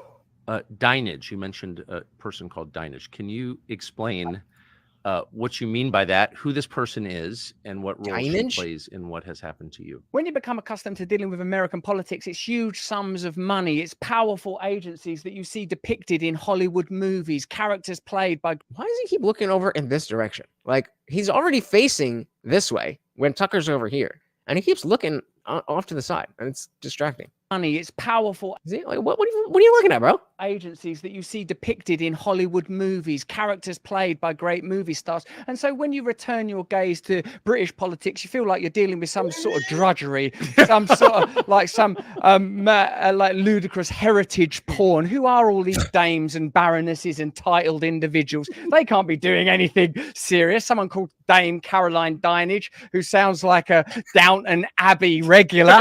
But actually, though, Dame Caroline Dinage put forward the online safety bill. She's married to a dude that does that does military psyops and now uses those very psyops with the domestic population. She's the person that got in touch with the social media platforms demanding that I be demonetized. They seem to have an extraordinary agenda. Like what the term. Wait, can I just ask you something? Yeah. I looked up because I'm not as familiar with let's politics. shout out to Zippy the Strange gifting a membership. Man, when does Zippy not gift a membership? Thank you so much. And of course, every donation comes with a treat for Morty. Let's get that full view. Eat it up, bro. Eat it up. You gonna play with it a little bit? You tired? What's the matter? Eat it. He's gonna eat it. We'll wait and watch, and he's definitely going to eat it. Yeah, he's talking to the producers and film crew and all that shit. That's what I think it is. But yeah, but shout out to Zippy the Strange for being the new sponsor of the stream. Shout out to Dietrich. Make sure. Oh, you're already a Discord member. Let me get you in the banner here. Wait, can I just ask you something? Yeah. I looked up because I'm not as familiar with your politics as I should be. Yes. I looked her up, and I think what I was so struck by was that she's a member of the Conservative Party. Right. And that suggested to me that there isn't a choice in British politics. There's really just one party. Of course, yeah, absolutely. It's a uniparty. But they're not even pretending at this point. They're not really pretending. I mean, they're barely pretending here. Like they are, but barely. Like here's a sort of an extraordinary thing that appears to be playing out. In addition to just being casually informed by the legacy media that we're on the precipice of war with Russia and that conscription might be reintroduced in 2024, there was a COVID inquiry in our country, which, by the way, I don't imagine for a second would have happened without independent media reporting, without voices like Jay Bhattacharya, who was shut down. Or voices like Michael Schellenberger or Berenson, people that have been shut down and vilified at large and extensively. The COVID inquiry has already cost £145 million. It's been booted off and delayed indefinitely, but at least until after the general election. So I don't know how much £145 million is, but it's definitely a lot. Many countries, there's an election in our country this year, but as usual, it's between two neoliberal, what you might term centrist parties that are ultimately dominated and controlled by the same concerns, where an extraordinary focus is spent on the tiny, minute differences. But the party nominally of the left is ultimately a centralist neoliberal party. The party nominally of the right is a neoliberal centralist party, which is kind of ironic and odd, because the ruling class is very narrow. There's not a lot of difference between the ruling class, but among the voters, you see way more far right stuff and way more far left stuff than you would expect, or at least that I would expect. When we know exactly what Russell's saying is true, is that there's not really, even though it's as strained and the chasm is as big as it's ever been, it's still not, you don't have any Nick Fuenteses in Congress. You don't have any Voshes in Congress. I mean, maybe a little bit closer to Vosh, but that's it's an interesting dynamic. Centralist neoliberal party. The party nominally of the right is a neoliberal centralist party. They may quibble about some issues that seem significant, and certainly those issues are stoked and amplified, but neither party will say, we are going to have a thorough investigation into what went on in that pandemic. That clearly was a lab leak. It looks like it was a bioweapon. It's been concealed. The people that we entrusted with our response to that pandemic are likely explicitly linked to the leak in the first instance. Yup. These kind of stories are never told. There are no legacy media organizations that worked in conjunction with one another to attack me, evidently, and by their own reckoning over a series of years. They are not conducting investigations into anything that matters. Anything that matters. Island. They're not conducting investigations into the nature of the pandemic, how it was funded, where the money went, where it came from, the efficacy of lockdowns. Where are these investigations? And unless you're saying Tucker's a neolib, and I don't disagree, but I think that's a good thing, in the sense that, like, the way that we use neoliberal is not necessarily a good thing, but the idea that he's not some far right anything, he's just a normal dude. And it's the other media that creates this division. It makes it seem like he is way farther to the right than he is, and it goes exactly the other way around as well. Instead, it's funny. Russell found his authoritarian side from finding spirituality. Then he found his balls when he found BJJ. Now he's unstoppable. There you go. He said those in government tend to work white-collar jobs or are self-made millionaires. Yep. Rarely. Even and then even when they're not, they're AOC. Where the money went, where it came from, the efficacy of lockdowns. Where are these investigations? Even the fabled Times of London? The fabled Times of London. Such garbage. It's astonishing. So there's nobody and pardon my ignorance, I'm peering in from the outside, but there really isn't any big media organization in your country. It's even trying to answer the question, what was that? Where'd this virus come from? No one's doing that. Yeah, I mean, even what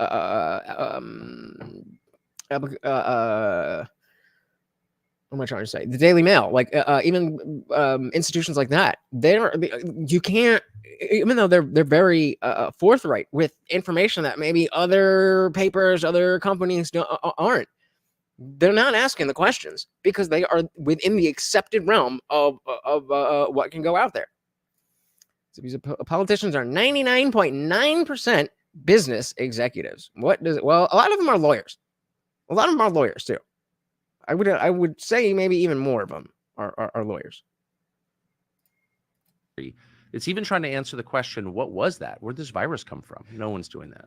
Do you know one of the things that I find terrifying about becoming more educated about this space? Hey, shout out to StreamYard. That's one of the new emojis, right? It's finally bringing it up. Does being a self-employed escort make AOC a self-made executive? I mean, I guess so. And even so, what if, allegedly, it was discovered that the same government official in the U.S. that funded development of a bioweapon was also getting paid by the company that was delving into was giving the antidote. I get what you mean there, but crazy, right? That would never happen. That can't be possible. No way. No way. What, Fauci? What? What? Leslie said, for me, there's no far right. There's conservatives being created into neoliberal think tanks, and there's liberals being created into neoliberal think tanks as a byproduct of corporate laws. I'm not. So I mean, whoever is like, whatever you see the landscape, there still is those that are significantly farther left or right than others. So what do you mean there's no far right? Doing that. Do you know one of the things that I find terrifying about becoming more educated about this space, Tucker, mostly by listening to more educated voices than my own, is that many of the things a person might instinctively feel, such as you feel like, yourself, forgive my ignorance, I don't know much about British politics, but the way that one might intuit, hey, should we not be provoking Russia into a war? Don't they have nuclear weapons? Should we think very carefully about that? I mean, how much do we want Ukraine in NATO? And do we even need NATO anyway? The kind of thing. Nope. Things you might think if you didn't go to university. If you're a regular blue collar person working for a living, maybe in the police force or the fire service or as a nurse or as a teacher, something that gives real value to your nation, the kind of things you might think, they're true. Those ideas are. Look at Tucker's face. He's like, God damn. God damn. And that's the thing. People don't talk about politics in this way without going into like an Alex Jones type thing. This is the appeal, and as much as it might be not what we're used to and a little bit more difficult to kind of hone in on exactly what he's saying, he makes you pay attention. And that is worth its weight in gold. Zippy said, lawyers are in the executive class. When you get higher on the social ladder, you become a self-made millionaire. Well, yeah, I was just saying, you said they're all business executives, and there's a shit ton of them that are lawyers. Value to your nation, the kind of things you might think, they're true. Those ideas are true. And in order to prevent you from reaching those ordinary everyday regulations, a machine is put to constant work to conquer the space of your attention, incessantly and relentlessly, filling your mind with dumb ideas and dumb distractions, making you believe that some sugar or a screen might be a convenient palliative as your children are marched off into an unwinnable forever war. Yeah, again, this idea, well, I can't speak out because, my kids are this. I need to keep my job. Well, okay, then they're going to get sent to die in a war, a real war. Your choice. Like Tucker like that one. Marched off into an unwinnable forever war. We've been thinking lately before, like with the Houthis and stuff. Wait, he said Houthis. I thought it was Houthis. I've heard it's spelled Houthis, but he's saying it like it's F. What is the correct pronunciation of that group of people? We've been thinking lately before, like with the Houthis and stuff. I'm being deliberately glib, but it's like you go from not ever having heard the word Houthi to being invited to hate the Houthis. Oh, the Houthis, we've got to hate the Houthis now. Golden Tech said, I'm blue collar, I'm red-blooded, I'm a man, I'm angry, and they're sacrificing our children. Alex Jones. Leslie said, during the French Revolution, conservatives were loyalists to monarchy, and liberals wanted to overthrow monarchies. This has shifted into corporations funding propaganda to create corporate law that they both own. So when you say far right, do you mean anti-establishment? We have many different definitions. So not necessarily, no. I think that you far left or far right, you are going to be anti-establishment. But I just think when we're talking about the cultural issues that denote the right and the left, there's somebody that's going to be, to the furthest of the right. So, if we're talking about the trans thing, then most people are, hey, I don't care what you do as an adult, just leave the kids alone. But there also might be people, there's Matt Walsh who said that transgenderism needs to be eradicated from society. I don't necessarily agree with that. I wouldn't be mad at it, but I don't agree with that. I think people should be able to have the liberty to do whatever they want. And then you might have somebody that's even further to the right that says we should end all of those people. I mean, I'm not saying a lot of people think that, but there definitely are people who think that, and you just go with the opposite with any issue on the left. So I just think it's the more extreme extreme and radical iterations of what we on the issues that we deem right wing or left wing. Zippy said, when you're a millionaire, you're a business executive by default. What? I mean, I agree with you. I don't need a whole lesson on what millionaires are. Why are we talking about this? Oh, Jesus. Heard the word Houthi to being invited to hate the Houthis. Oh, the Houthis, we've got to hate the Houthis now. And you're like, just to move a battleship into that region, think of the taxpayer dollars. And it's not as if the Pentagon are going to be passing an audit anytime soon and telling you where this money is actually going. And $2 trillion was spent on Afghanistan. And if you think of the before and after picture of Afghanistan, oh, well, thank God we spent that $2 trillion because before Afghanistan was, and now Afghanistan is, it's very difficult to fill in those. Yeah, right. That $2 trillion really made the Middle East. It's all rainbows and daisies, right? He said, is there any real difference in far left and right? I mean, definitely. I think there's a lot of similarities, but I think the fervor is going to be relatively the same, but the ideas themselves are going to be very different. And I do agree that just like with science and spirituality, it kind of works on like a horseshoe, where the closer you get to, if you start from zero, if you move in this way with science and you start learning more about science, or you learn more about spirituality, it kind of horseshoes back to kind of the same areas. And we don't have everything figured out, but the closer you get to, and that's why it's frustrating for somebody like me who's an atheist but does believe in Christian values. That's like y'all are taking well, I was using this. So y'all are taking the spirituality route, trying to get here.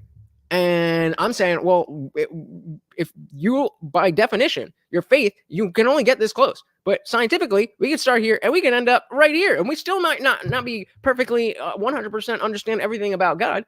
But you don't know that we can't be closer to what you call God. You don't know that. And you've accepted it. And I, the atheist, have not. Let's see. So I'm about to blow your mind. All right, let's do it. The deep state created anti-trans sentiment in 2022 because they thought it would help destroy Trump's reputation because he was the first to allow trans in Miss Universe. Is that true? That makes sense. Crazy. So he was allowing trans women in the Miss Universe contest. And so the deep state or the managerial class, whatever, the people who wanted to get rid of Trump started an anti-trans sentiment. And I guess that backfired. All right, let's dive back in. Yeah. Because before Afghanistan was, and now Afghanistan is, it's very difficult to fill in those sentences, isn't it? Yeah. And like, so what I'm saying is like your sort of easy dismissiveness of what British politics amounts to is probably right. Two corrupt parties pursuing the same ultimate end, keep people tyrannized, keep people distracted, keep them turned on one another over minor issues that will not ultimately affect their lives or the lives of their children, so that the agenda of the powerful can be pursued without opposition.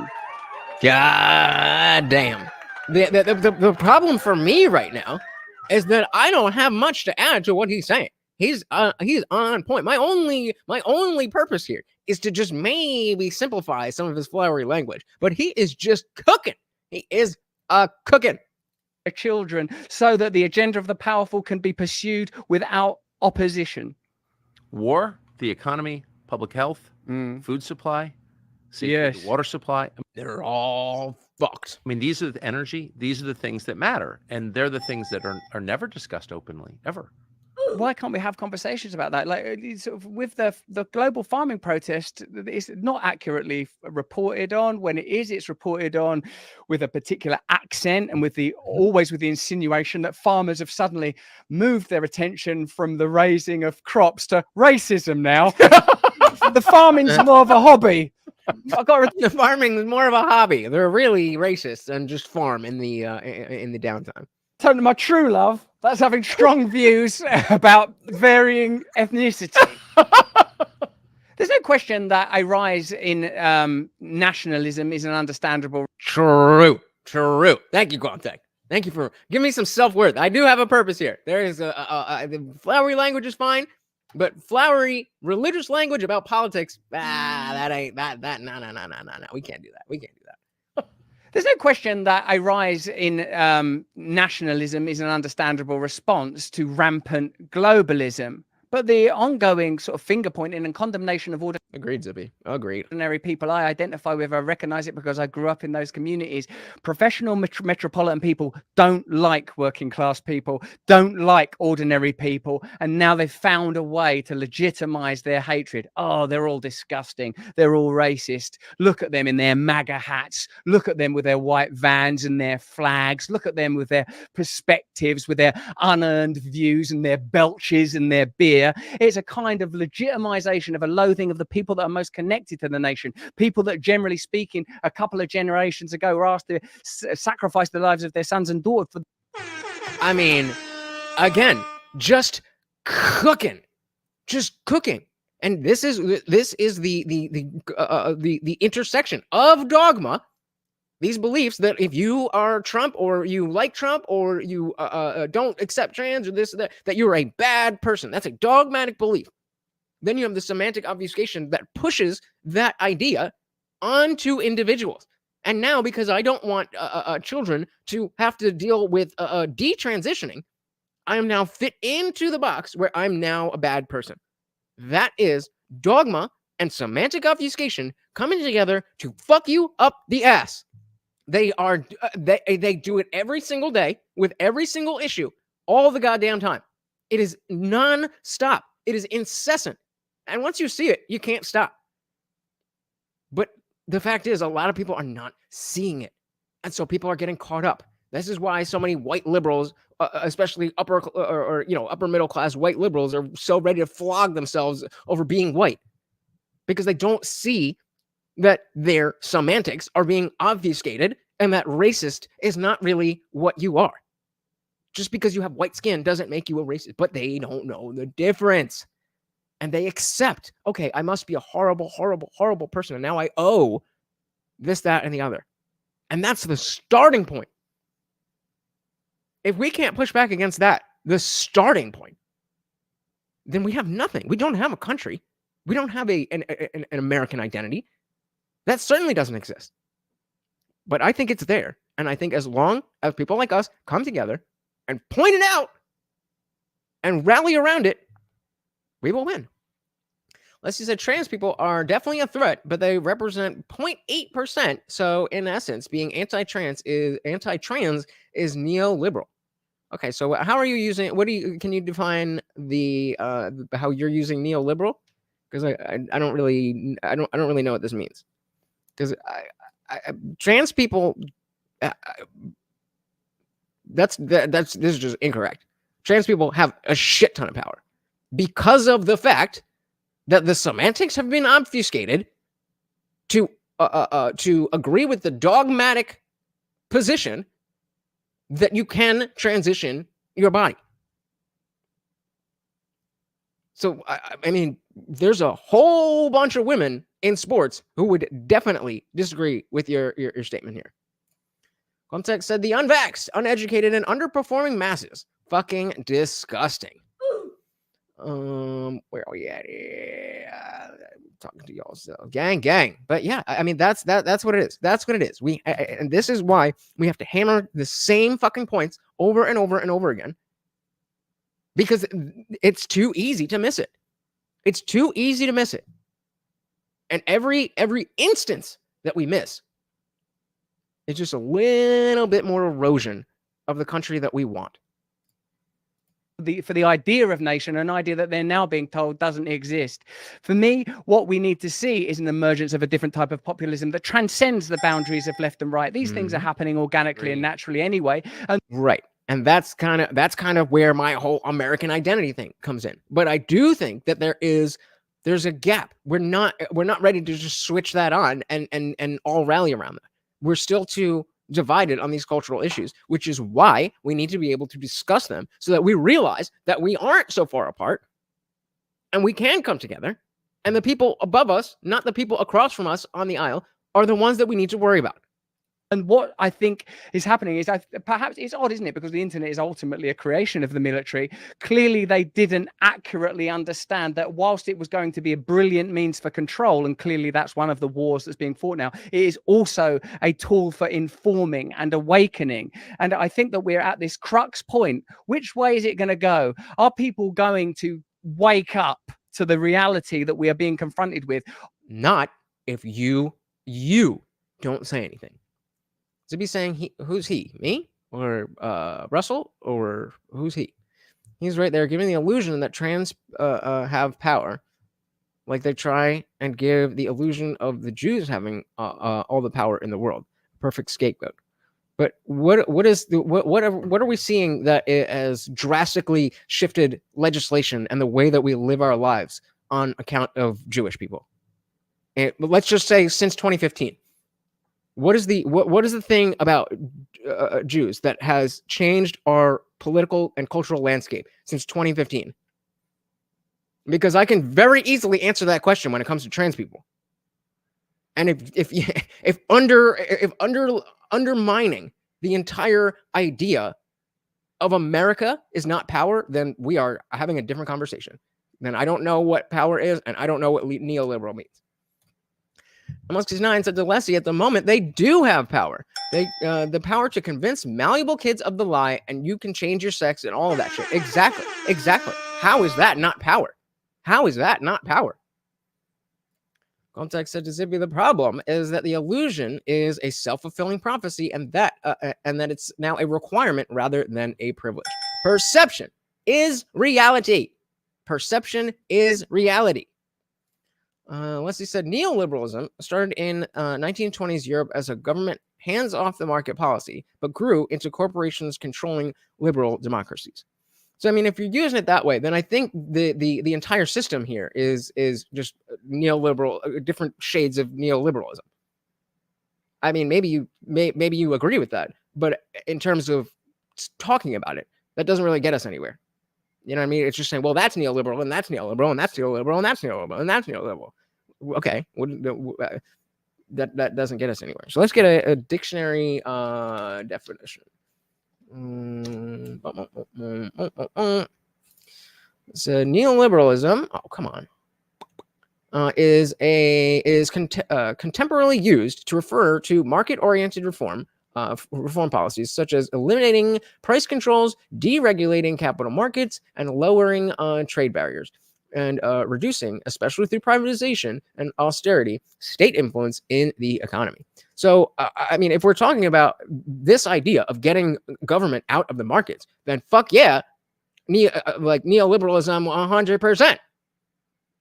But I don't feel like this is how people often use it. I think there's a when people use it, it seems to, at least in my experience, in my interpretation, it seems like people are talking about the difference between what was the average liberal, again in 2015, versus what is an average liberal in 2024. Same thing with neocon.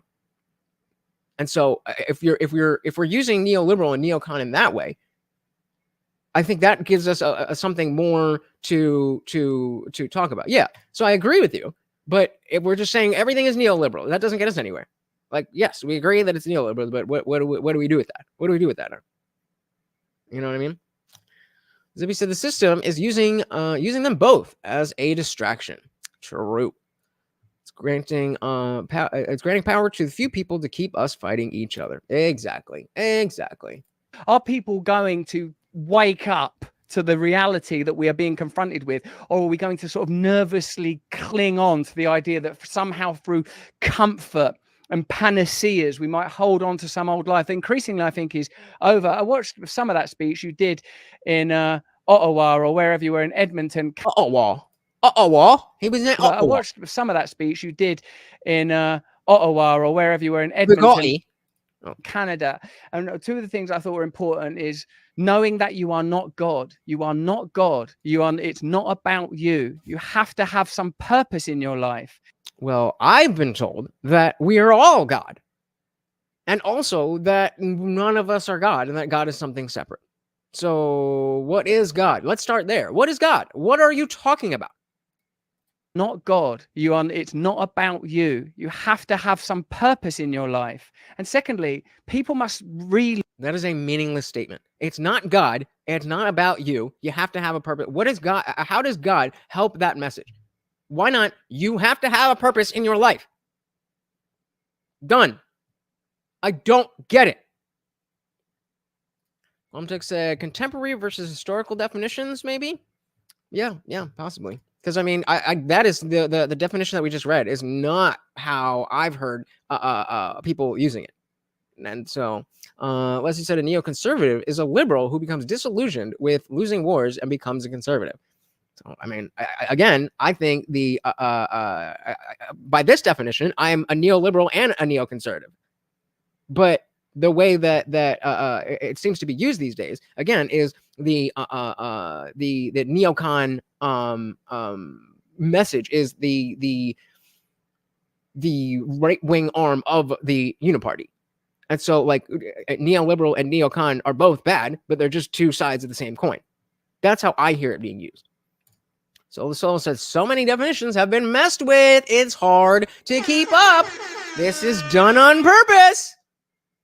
Semantic obfuscation. Exactly. It's 100% on purpose, and it's by not just the neoliberal uniparty, but by the institutions that feed into and are benefited by buying into this at the expense of Americans' health, money, whatever it is, intelligence. You have to have some purpose in your life. And secondly, people must relearn a connection to their land.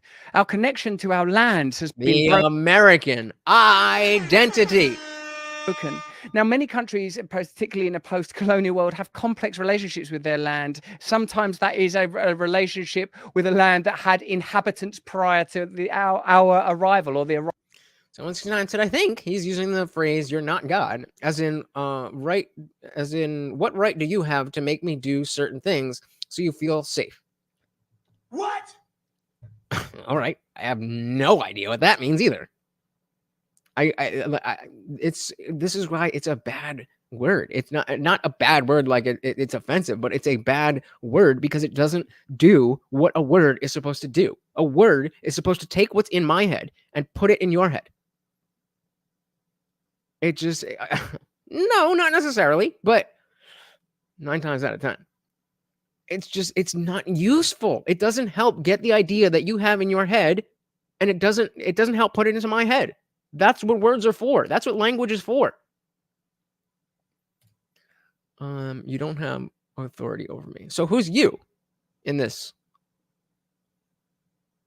Because it sounded like he was saying that you have to accept that you are not God. Not that I have to accept that you're not God. He said, we have to accept that you're not God, meaning that God is something extra to you. But then he switches to, you have to have a purpose. I have a purpose. I don't know what other this God shit, whether you are or not, or whether it's about you or whether it's not. I got a purpose, though. That part, I think we can all understand. And I think it's been proven that nobody knows what the fuck he just said. God master, yeah, all the same shit. As he said, anyone who continues to vote for establishment candidates is a neoliberal. It's a question of whether they are conscious of that. Okay, fair enough.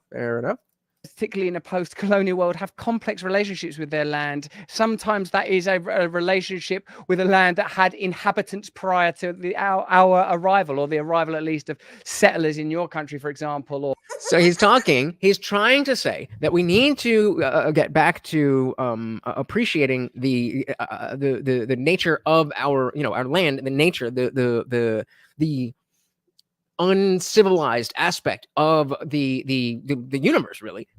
But that's kind of again been messed with because it's been tainted with racism. And so now there is no way for you to be a modern day American and not be racist because it's stolen land, even though nobody that you know, nobody that knows anybody that knows who you know had anything to do with it. You are a racist.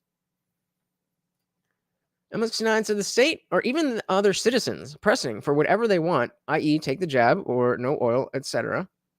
Was that the what? Oh, they so them so the state. But that's I don't know. People must not about is. So yeah, two things I thought were important. So what you're saying that he's saying is that the state or other citizens don't have authority over me. When he says you are not God, he's saying the state and other people don't have authority over me. Knowing that you are not God, you are not God. It's not about you. You see when he says that, he's saying that within the individual, you are not God. So it's saying that I have to realize I'm not God. It's not about me. What is this? So what does that have to do with state and the state and any of that? Whether or not you are God, how is that connected to other people having authority over you? It would make sense if he was talking about what you are saying, that the state isn't God and other citizens aren't God. That would make sense to me, but that's not what he's saying. So said, I don't associate the word God with any single religion. God is an idea of something higher than oneself. So maybe purpose is finding something bigger than yourself to focus on. I don't know. None of us know. That's what happens when you say God. Nobody knows what the fuck is going on. So he said, we are being brainwashed to think in global ways. No country, no nation. There's only you and the state, comrade. Oof. Not God, not about you. I.e., you cannot be in control of another person.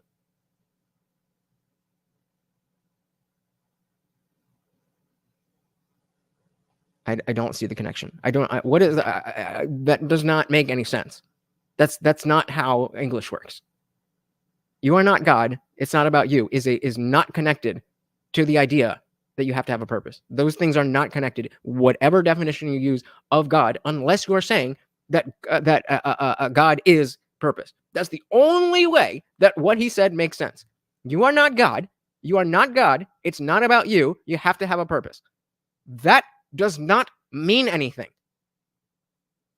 That does not mean anything. Like I said, let me give you an example. In the 1920s, Germany, neoliberals were pushing anti-Jewish propaganda. The left would call neoliberalism fascism, which is meaningless. That's kind of, I mean, again, I understand what you're saying. So you're saying the modern left would call neoliberalism fascism? Yeah, I don't know. Yeah, this is the problem with these kinds of words. We need to be specific. Yes, I'm hung up on the word God the same way I'm hung up on the word neoliberal, because these are things that we are using to categorize things and create a morality structure, all of this shit. But again, M169, there's a difference. There's a difference if I'm talking to you and I'm saying, M169, you're not God. Then yes, that means this. But if I'm saying we need to all say within ourselves, I am not God. You need to say you're not God, the same way I need to say I'm not God. Then that doesn't make sense with this message. That's not what that means. And so I'm not frustrated at you for not understanding. The whole point is that it's not an easy thing to understand. But that's not what that means. Justice said the allegory, you are not God, means that human beings are no higher than themselves. It's not a literal statement. It's a poetic allegory. Well, it sucks.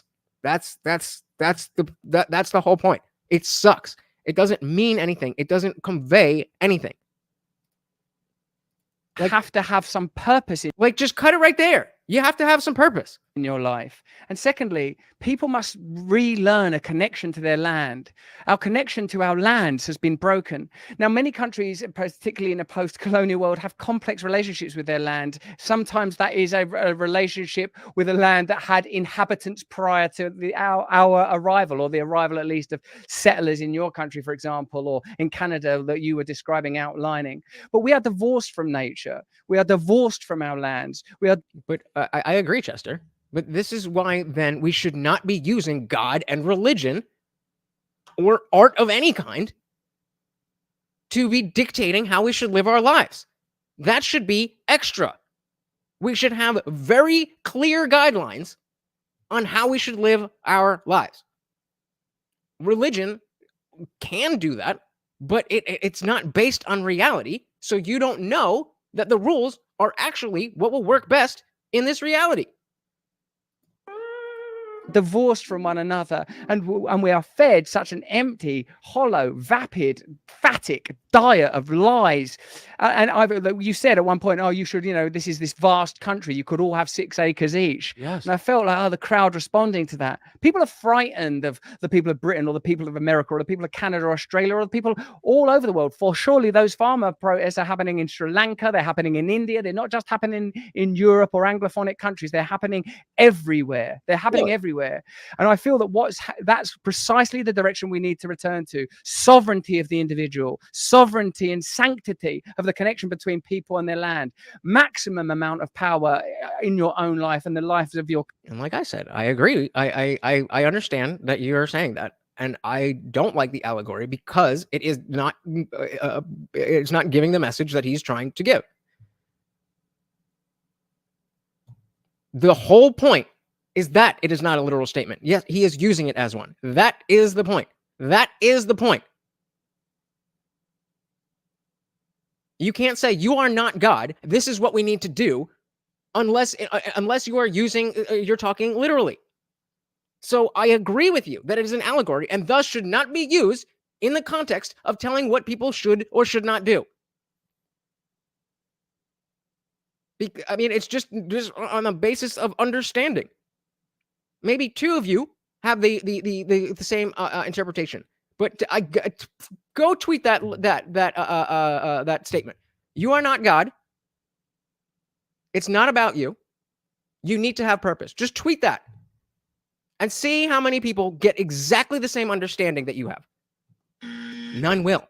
None will. None will. Oh, well, thanks.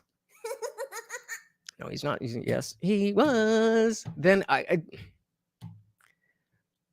the answer is no shit, Sherlock. That's what I'm saying. Would it be okay if you said, well, again, this is assuming that he's saying outward. Again, the way that he said it is as if we all collectively need to say, we are not God. You are not God. I am not God. And then the next statement being purpose. So no, that doesn't send a message either. You're not a king. I'm not a king. It's not about you. You have to have a purpose. What? Does that make any more sense to you? Or does that mean what you think the God thing says? Again, he said that one of the things I learned is that you're not God. It's not about you. That is a general thing that would apply. So he's not saying Tucker is not God. He's just saying in general, you, the royal you, are not God. It's not about the royal you. He's not saying Tucker Carlson is not God. It's not about Tucker Carlson. You have to have a purpose, Tucker Carlson. That would be a pretty silly statement in this context. That's not what he's saying. And if that is what he's saying, then it was not a good way to communicate that. And this is my problem with religious people trying to fit it in. We're like, well, yeah, but you're saying God, and I agree with the fact that you're not God, and you need something else. So therefore, I want to make it make sense. It does not make sense. Hey, shout out to Hobo Joe. Welcome, welcome, welcome to the party. Good to see ya. Leslie said, many words become meaningless umbrella terms. And neoliberalism only suffers from having 2 definitions that do not contradict each other, unlike fascism. Well, yeah, I mean, language all over the place is fucked right now. Language is just in shambles. We literally do not know how to communicate with each other. Just said, no further witnesses, Your Honor. I await your ruling. Let's get Hobo Joe. Between people and their land. Solving India or people to that. This all over the world. For surely those farmer protests, such an war in Canada. Our is a relationally in a post our connect life and God. Okay, so one more time. My interpretation is that he is saying each of us is not God. He happens to just be speaking to one person, so he's using the word you.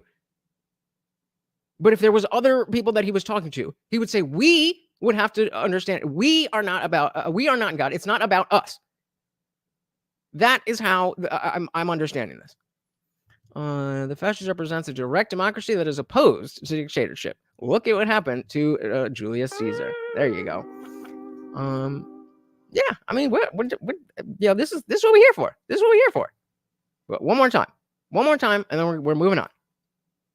Again, my interpretation is he is saying we all need to understand that we all are not God, and that it's not about all of us. That's my interpretation. Which you did in Ottawa or wherever you were in Edmonton, Canada. And two of the things I thought were important is... So two of the things that I think that I thought were important.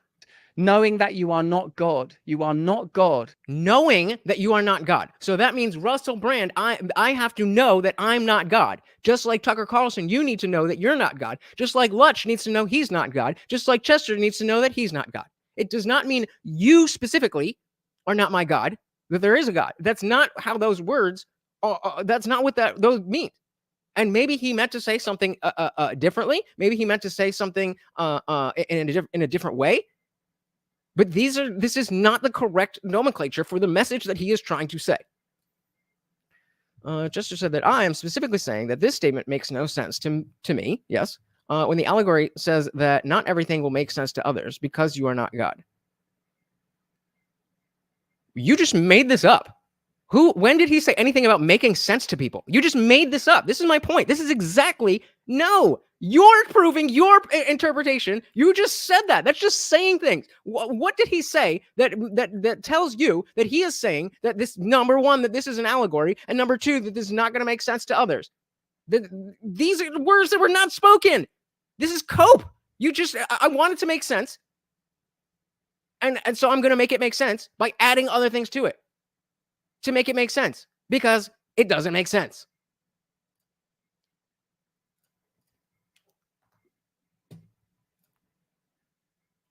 I'm saying it. It makes sense in the syntax. I understand what the word you. I understand what the word are. I understand what the word not, and I understand what the word God in general is supposed to mean. My issue is that when you put those words together, it doesn't send a message. You, Chester, have added in all this stuff about allegory, this, that, and the other. You have done that. Maybe other people would too, but that is not what he said. That is not what he said. It is imprecise language that is causing the biggest disagreement among all of us that we've had on this show. So that is proof that it is not a good way to send the message. So again, tweet it out and get a billion people to agree with you. Okay, but it might not be the message that's in his head. That's my fucking point. You don't know that this allegory shit, because he didn't say it. You are making it up. You are making it up. You can call him up and he'll say, if he says it, then fine, I'm wrong. But that is bullshit. You do not know what the fuck is inside his head because he didn't tell you what was inside his head. He didn't say those words. You are pushing that in to make it make sense where it does not make sense. Moving on. People, the world banks, them. It comes to the ideas, difficult to corroborate ideas. When it comes to the subject of globalization and the increasing authoritarianization of our planet, appear to have been ahead of the curve. You can see them 20, 30 years ago saying with the empowerment of NATO, the empowerment of world banks and the WHO, like this is extraordinary. And it seems to me that the disempowerment of ordinary people, the condemnation, the demoralization of the public to create people that just are weary and broken and if not enslaved, then so dependent it amounts to a form of slavery, cannot be inadvertent. It seems to be a denial of something fundamental that in my language, I would call spirit, the right to be who you are. that there isn't something fundamentally ugly or wrong with you, that you are allowed to be who you are. And I see that as a universe. I wish I had known that he had defined spirit, and I would have asked you guys to define spirit for me before he said it. And none of you would have said what he just said. None of you would have said what he just said. Some iteration, something in the under the umbrella, but none of you would have said that. Universal principle that will be applied all the way from the left to the right across various ways that people claim their individual identity now.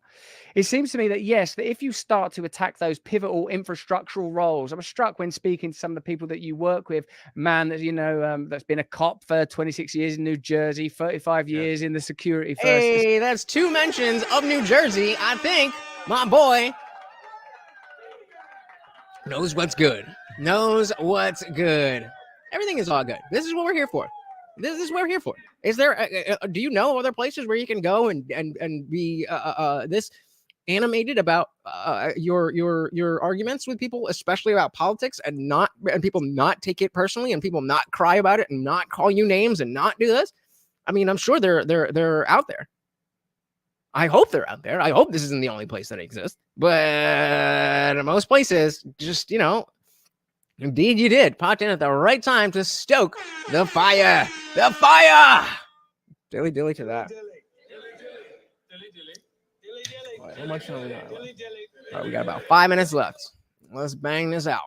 Services, like these people that give their lives for a country. So to tell those people that your country doesn't mean anything, or to alter the meaning of what a nation is, or alter what your contribution has been, it seems to. I said shit. Me too. Be about a kind of disorientation, and it's difficult actually sometimes. The reason I mentioned at the beginning of this rather, I would be disappointed if you didn't mean what you said. This is what we're doing here. We are talking about what we really think, what we really believe, because we really believe it, and we care about the truth. That's it. About a kind of disorientation, and it's difficult actually sometimes. The reason I mentioned at the beginning of this rather caroming answer figures that are broadly condemned. He's still on the question of, did you ever want to quit? No, not quite. Chester said it's true. Most people have got thick skin here. It's just business. There we go. That's what I'm talking about. Yeah. Say what you mean what you say. Isn't that a TLC song or something like that? As conspiracy theorists, but then aren't we all these days? It seems the reason wait. Yes. At the beginning of this rather caroming answer figures that are broadly condemned as conspiracy theorists, but then aren't we all these days? Yep. The reason I mention them is because they talk specifically about ideas to do with spirituality, morality, and ethics. And it's hard for someone like me to consider that the goals of this global establishment are anything other than power, finance, dominion. But when you talk about this loathing of nature, whether that's human nature or botany or the great expanse, it's difficult to think that there isn't something dark at its core. I agree with that. The what did he say? The nature and power, human nature. Yeah, this loathing of human nature. That the on the one side, it's always looking to be a victim, which requires somebody to be an aggressor of some sort, or just the idea that we're bad. We're bad because we're Americans. We're colonialists. We're racists. We're all of this stuff. It definitely comes from a darkness, and I think he's spot on there. It is a darkness, and you can tell that these people operate in a different way. They don't have you can tell that this stuff that seems so maybe inconsequential is the wrong word, but it's not the end of the world to be misgendered, but then to these people it is. And I think that's not because the misgendering is so terrible, but because they have so much other darkness around them that just gets sucked in to that same thing. Hey, shout out to Guam Tech with the $2 super chat. Thank you, sir. And of course, you know that. Yeah, there we go. A treat for Morty with every donation. Thank you so much. The co-sponsor of the stream. quick. Let's get so saying we are bad because we breathe out CO2, and that is every human. They basically say basically say these days. Yep, crazy. All right, let's finish this up. But when you talk about this loathing of nature, whether that's human nature or botany or the great expanse, it's difficult to think that there isn't something dark. Yes, at its core. Because there's no rational explanation for that. How could you want to despoil nature? How could you hate human nature? Yeah. How could you want to hurt people? Those are not You're rational responses to anything. I mean, there's got to be. I mean, clearly, what we're watching are the fruits of spiritual war. If you can think of a better explanation, let me know. And so that a spiritual war. Now, while spirit and spiritual and is not as or rather is as ill-defined as God, there is a much clearer, maybe not a much clearer use, but it's just not, there's not as much weight put on the word spirit and spirituality as there is God. I think they're equally kind of vague and nebulous, but I think it's, a big differentiation there.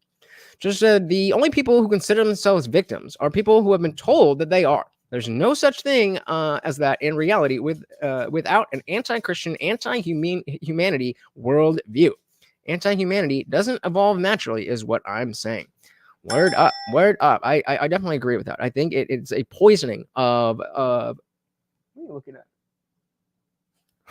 I think it's a poisoning of the natural thought processes that we have. I think exactly what you're saying, Chester, is that not that bad things can't happen to you, but this victim mentality, it cannot exist, as Chester said, without some kind of, darkness. What we're watching are the fruits of spiritual war. If you can think of a better explanation, let me know. Certainly the solution seems to me to be spiritual. And even when they're talking about ecology and evoking words like Gaia, like the spirit of the planet, it seems oddly utilitarian. The earth is a resource, even when claiming to care about the types of energy industry that might be most beneficial and those which might not be as beneficial. I don't see reverence. I don't see an acknowledgement of the sacredness of the earth, that the earth is not a resource. It's not, obviously the left and right are classically almost at this point divided around the subject of climate change. And what I feel is who among us ought not love our planet and behave. I love how they capitalized among us. Respectfully and reverentially and lovingly to our planet. And how is that going to happen if no one has a relationship with it? I think like 90%. You're joking, but you could be right.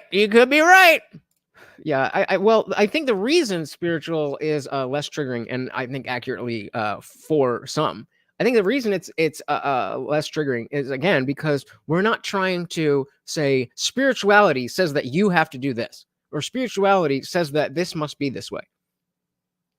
So again, it's just as nebulous as God, but it doesn't come with as much baggage, I think. I don't know. Just that if we all thought we were poisonous, then we would have never evolved. And no species can think that way and still be here. Yeah, think that way. Context said, Gaia is a better word than God. So when he's using it as specifically to mean the energy from the earth, then that's what he's talking about. Now I could definitely ask, okay, well, what is the energy of the earth? But that's still that now we're having a conversation. Because you've used the word in a specific context instead of just throwing it out there and expected me to understand which version of God, which version of spirituality you are talking about. They're not great words in general, but that doesn't mean that they can't be used in such a way that that serves the purpose of getting the thoughts from your mind into somebody else's, or the other way around. Just that Sam Harris uses the term spirituality. What do you think of his atheistic view of that? So that was pretty much the blueprint for how I think about things. His book Waking Up was no pun intended a godsend. It was Waking Up, a guide to spirituality without religion. And so it talked a lot about his experiences when the first time he did ecstasy, and he realized that, you know, it was with a friend that he kind of always been jealous of, like better looking, a little bit taller, you know, got the girls or whatever. And this is how he opens the book. This is page 1. He's saying, I did ecstasy for the first time, and as it washed over me, there were all of that jealousness and all of that negativity faded away. And I thought, well, if I could choose to give my friend all of these benefits, I would absolutely choose. And then he realized, well, if I could choose, I would give everybody these things. And so, you know, him seeing the obvious jealousy within his own heart about that. But the point being that you can get to these spiritually fulfilling positions. You could do spiritually fulfilling actions without a God. They can be connected. Just like you can do Kundalini yoga and have hallucinations just like you're on LSD. That doesn't mean that yoga is LSD. That just means that this is one way to get there. And lovingly to our planet. And how is that going to happen if no one has a relationship with it? I think like 90% of, in my country, 90% of the land is inaccessible to most people. 90% of the land is privately owned. Like land that used to be commonly held is now all privately owned. There has been successive law after successive law that has moved power and control and the land and nature herself into the hands of an elite. And it's this, I suppose, even where it would have been risible. So you're getting back to feudalism. Yeah, what you're saying. Let's get back to good old feudalism. What was wrong there with feudalism? There we go, feudalism. Glomtek says, it seems God has to at least have some utility to it for you to find it acceptable. Completely understandable, but I guess some people can just brain chunk easier with it than others. And yeah, that's totally fine. That you can do that, but that's not how that's an acceptance of a lower functioning type of communication than is possible. By using words that you know are nebulous, that you know don't have a very clear definition, when there is a word in place that does have a better definition, and the entire point of words is specifically to take the ideas and thoughts that are in my head and get them into your head, then by using these words, you are purposely doing a lesser job of communicating. Just as he comes at it from a neurological perspective, completely. Yeah. So you're happy with that definition of it, I guess. So I mean, I didn't give a definition. I don't know. You know, like I don't think there's necessarily one definition. I think it's a kind of you know, reverence is a good way. That Russell was just talking about. The feeling of awe is something that I connect to spirituality, but I don't think there is a good definition of it. But that's because we don't have enough knowledge about it. Everybody just says, oh, that's God, and we stop thinking about it, so we can't get any closer to what actually is spirituality, what actually is making me feel that way. How do I get to do this, that, the other? We could find those answers theoretically, maybe not, but we could find out that we can't find out those answers, or we could find out those answers and we choose not to. We choose to say we are okay with this nebulous idea because it works enough for me, and it kind of works enough for you too in a different way, and so we're just going to cling on to this, even though there's a better term that likely exists out there. We're just gonna. I just want to stay right here. It's like you're standing out on the ledge of a tall building, and you're like, well, I'm not falling because I'm on the ledge, but you're also outside of the building. You know what would be less likely for you to fall is if you were not hanging outside the fucking window. And I think that is exactly the same, that when we're using words like that, then we're standing on a ledge acting like we're perfectly safe, when we could just go the fucking side and actually be safe. Chester goes on to say, as in, regardless of where it comes from, there's some experience that we can all call spirituality. Yes, I do believe in that. Yes. And yeah, I do think it's subjective and different for everyone. But yes, I agree with this. Regardless of where it comes from, I do think there is something that is an experience that is ill-defined and can manifest in many different ways. And because we don't have the language to articulate those differences, we call it all spirituality. Leslie says God presupposes an individual, which is this. God supposes an individual, which is the sign of a narrow imagination. You shouldn't limit the conception of creation. Exactly. Well said, Leslie. Exactly. Exactly. It is an acceptance of we will not go further than this. We don't understand, and so we're calling it God. And our lack of understanding is all we're ever going to get to, because we're not willing to ask the hard questions, to do what we need to do semantically to get to an understanding so that we can get past that. We are stuck in this ill-defined thing, whether it's spirituality or God or belief or faith. I mean, those are a little bit better defined, but I mean, the way people use them. I'm not upset. It's just frustrating about not defining God earlier and suggest that it's pointless because no one can define it. Well, not right now. Not like it's not like in the same way that we could theoretically we could theoretically get to Mars. Like, it's not just that we have all the tools there and we're just not. Is that it takes the collection of humanity to work on this issue to get us closer to where we want to be. It's not just like Elon Musk just sitting around like, all right, I guess today is the day. Let's go to Mars. Word up. No. So it's not pointless to want to go to Mars, even though we can't get there.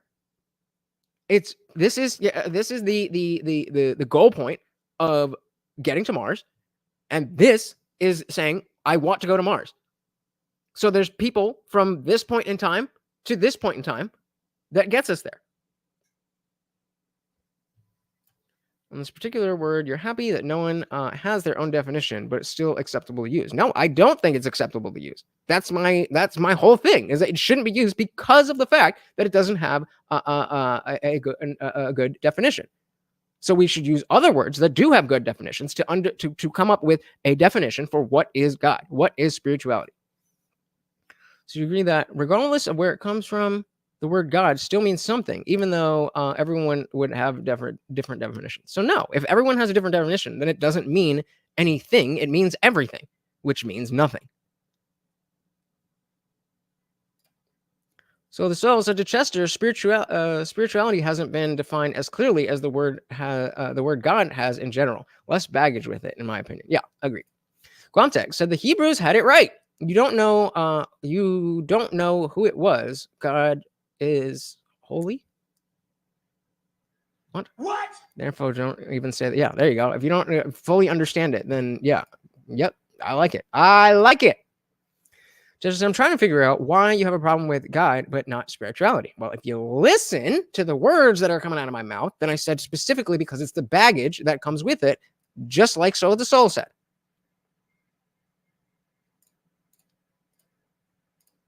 So another, yeah.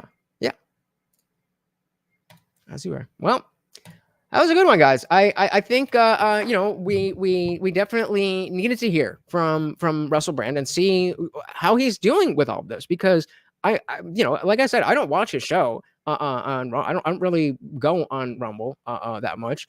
Shout out to the 4 of you watching over on Rumble. Well, 3 including me. But he comes to, or he speaks to an audience that needs to hear what he's saying. And it's frustrating when we can see the same powers that be that fuck up every other thing, and he's fucking this up too. It's like, can we just have anything? And the answer is no. He said Elohim and Yahweh may be different gods, so Hebrews may be polytheists. Maybe, but we're just going to say, I don't know, and just say God.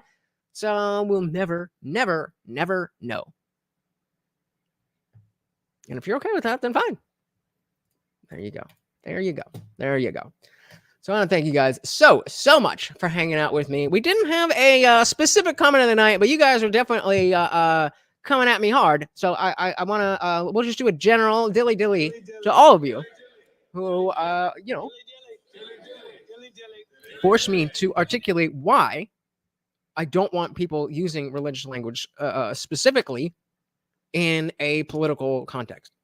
That is a very important thing of moving this country forward, is being able, not allowed, but being able to have these conversations without using words that will trigger people like I was triggered. And I am going to be a lot less triggered than most secular people out there. Maybe not most, but there's a range. There's a shit ton of people who will be either more triggered or much more likely to not fucking listen the moment you say that word. Unless you're not familiar with the concept of God of the gaps. Yep, that's what we don't understand. We confer to God-like status. Yep, I don't know what it is. Therefore, God. That's how can you not believe that when you look at a flower and it's so beautiful that I can't understand how you don't believe. Yes, your lack of understanding is not proof of anything. Russ is a monk type figure, has wisdom, which gives him credibility. Fair enough. Oh yeah, no. So yeah, the idea of God of the gaps is whenever it's like, guys, it can't just be. It has to be God. It's like, okay, why? Well, because it would be too crazy for it not to be God. That's not logic. That's not how that works. But yeah, that's a very common one. That's a very common one. He threw away the fame and fortune to live in a ranch in the country and raise a family. Shouldn't we all do that, right? Shouldn't we all do that? I want to give a big shout out to my boy, Zippy the Strange, a pillar of this community. Always coming in, always showing up, always being part of the chat, whether I could read it or not. And then, parting with your hard-earned money, guys, again, and same to you, Guam Tech. Thank you so much. I really, really, really, really, really, really, really, really do appreciate you guys. So, hey, shout out to Soil to Soul. Shout out to Soil to Soul for winning our Word of the Day contest. I mean, you got an hour and a half to try to make it work, but I don't think you can overtake her points. So she is the winner. She has won 6 months of channel membership, and she wanted her own mug. So she's gonna get her own mug. Already ordered on its way. Yeah, I mean, I want to thank you guys for thank you. Oh, you guys are awesome. Thank you, brother. I love that. Yeah, you guys are awesome. Willing to listen because I haven't gone through what he has. Even if he can't define everything, he's still got a lot of truth behind what he says. Absolutely. But yeah, if you guys are not part of the Discord community, I mean, y'all in the chat who are part of the Discord community, let them know what it is. We're always in there. It's a great time, 24/7. Just people talking. And of course, we have our video chat room where we are headed to our after party after every single Monday, Wednesday, Friday stream. We are headed right over there now. We don't have to worry about any of the YouTube guidelines, and you're not stuck behind your keyboard. You're actually on screen with me and everybody else, but you don't have to cam up. So you could just be a little whatever.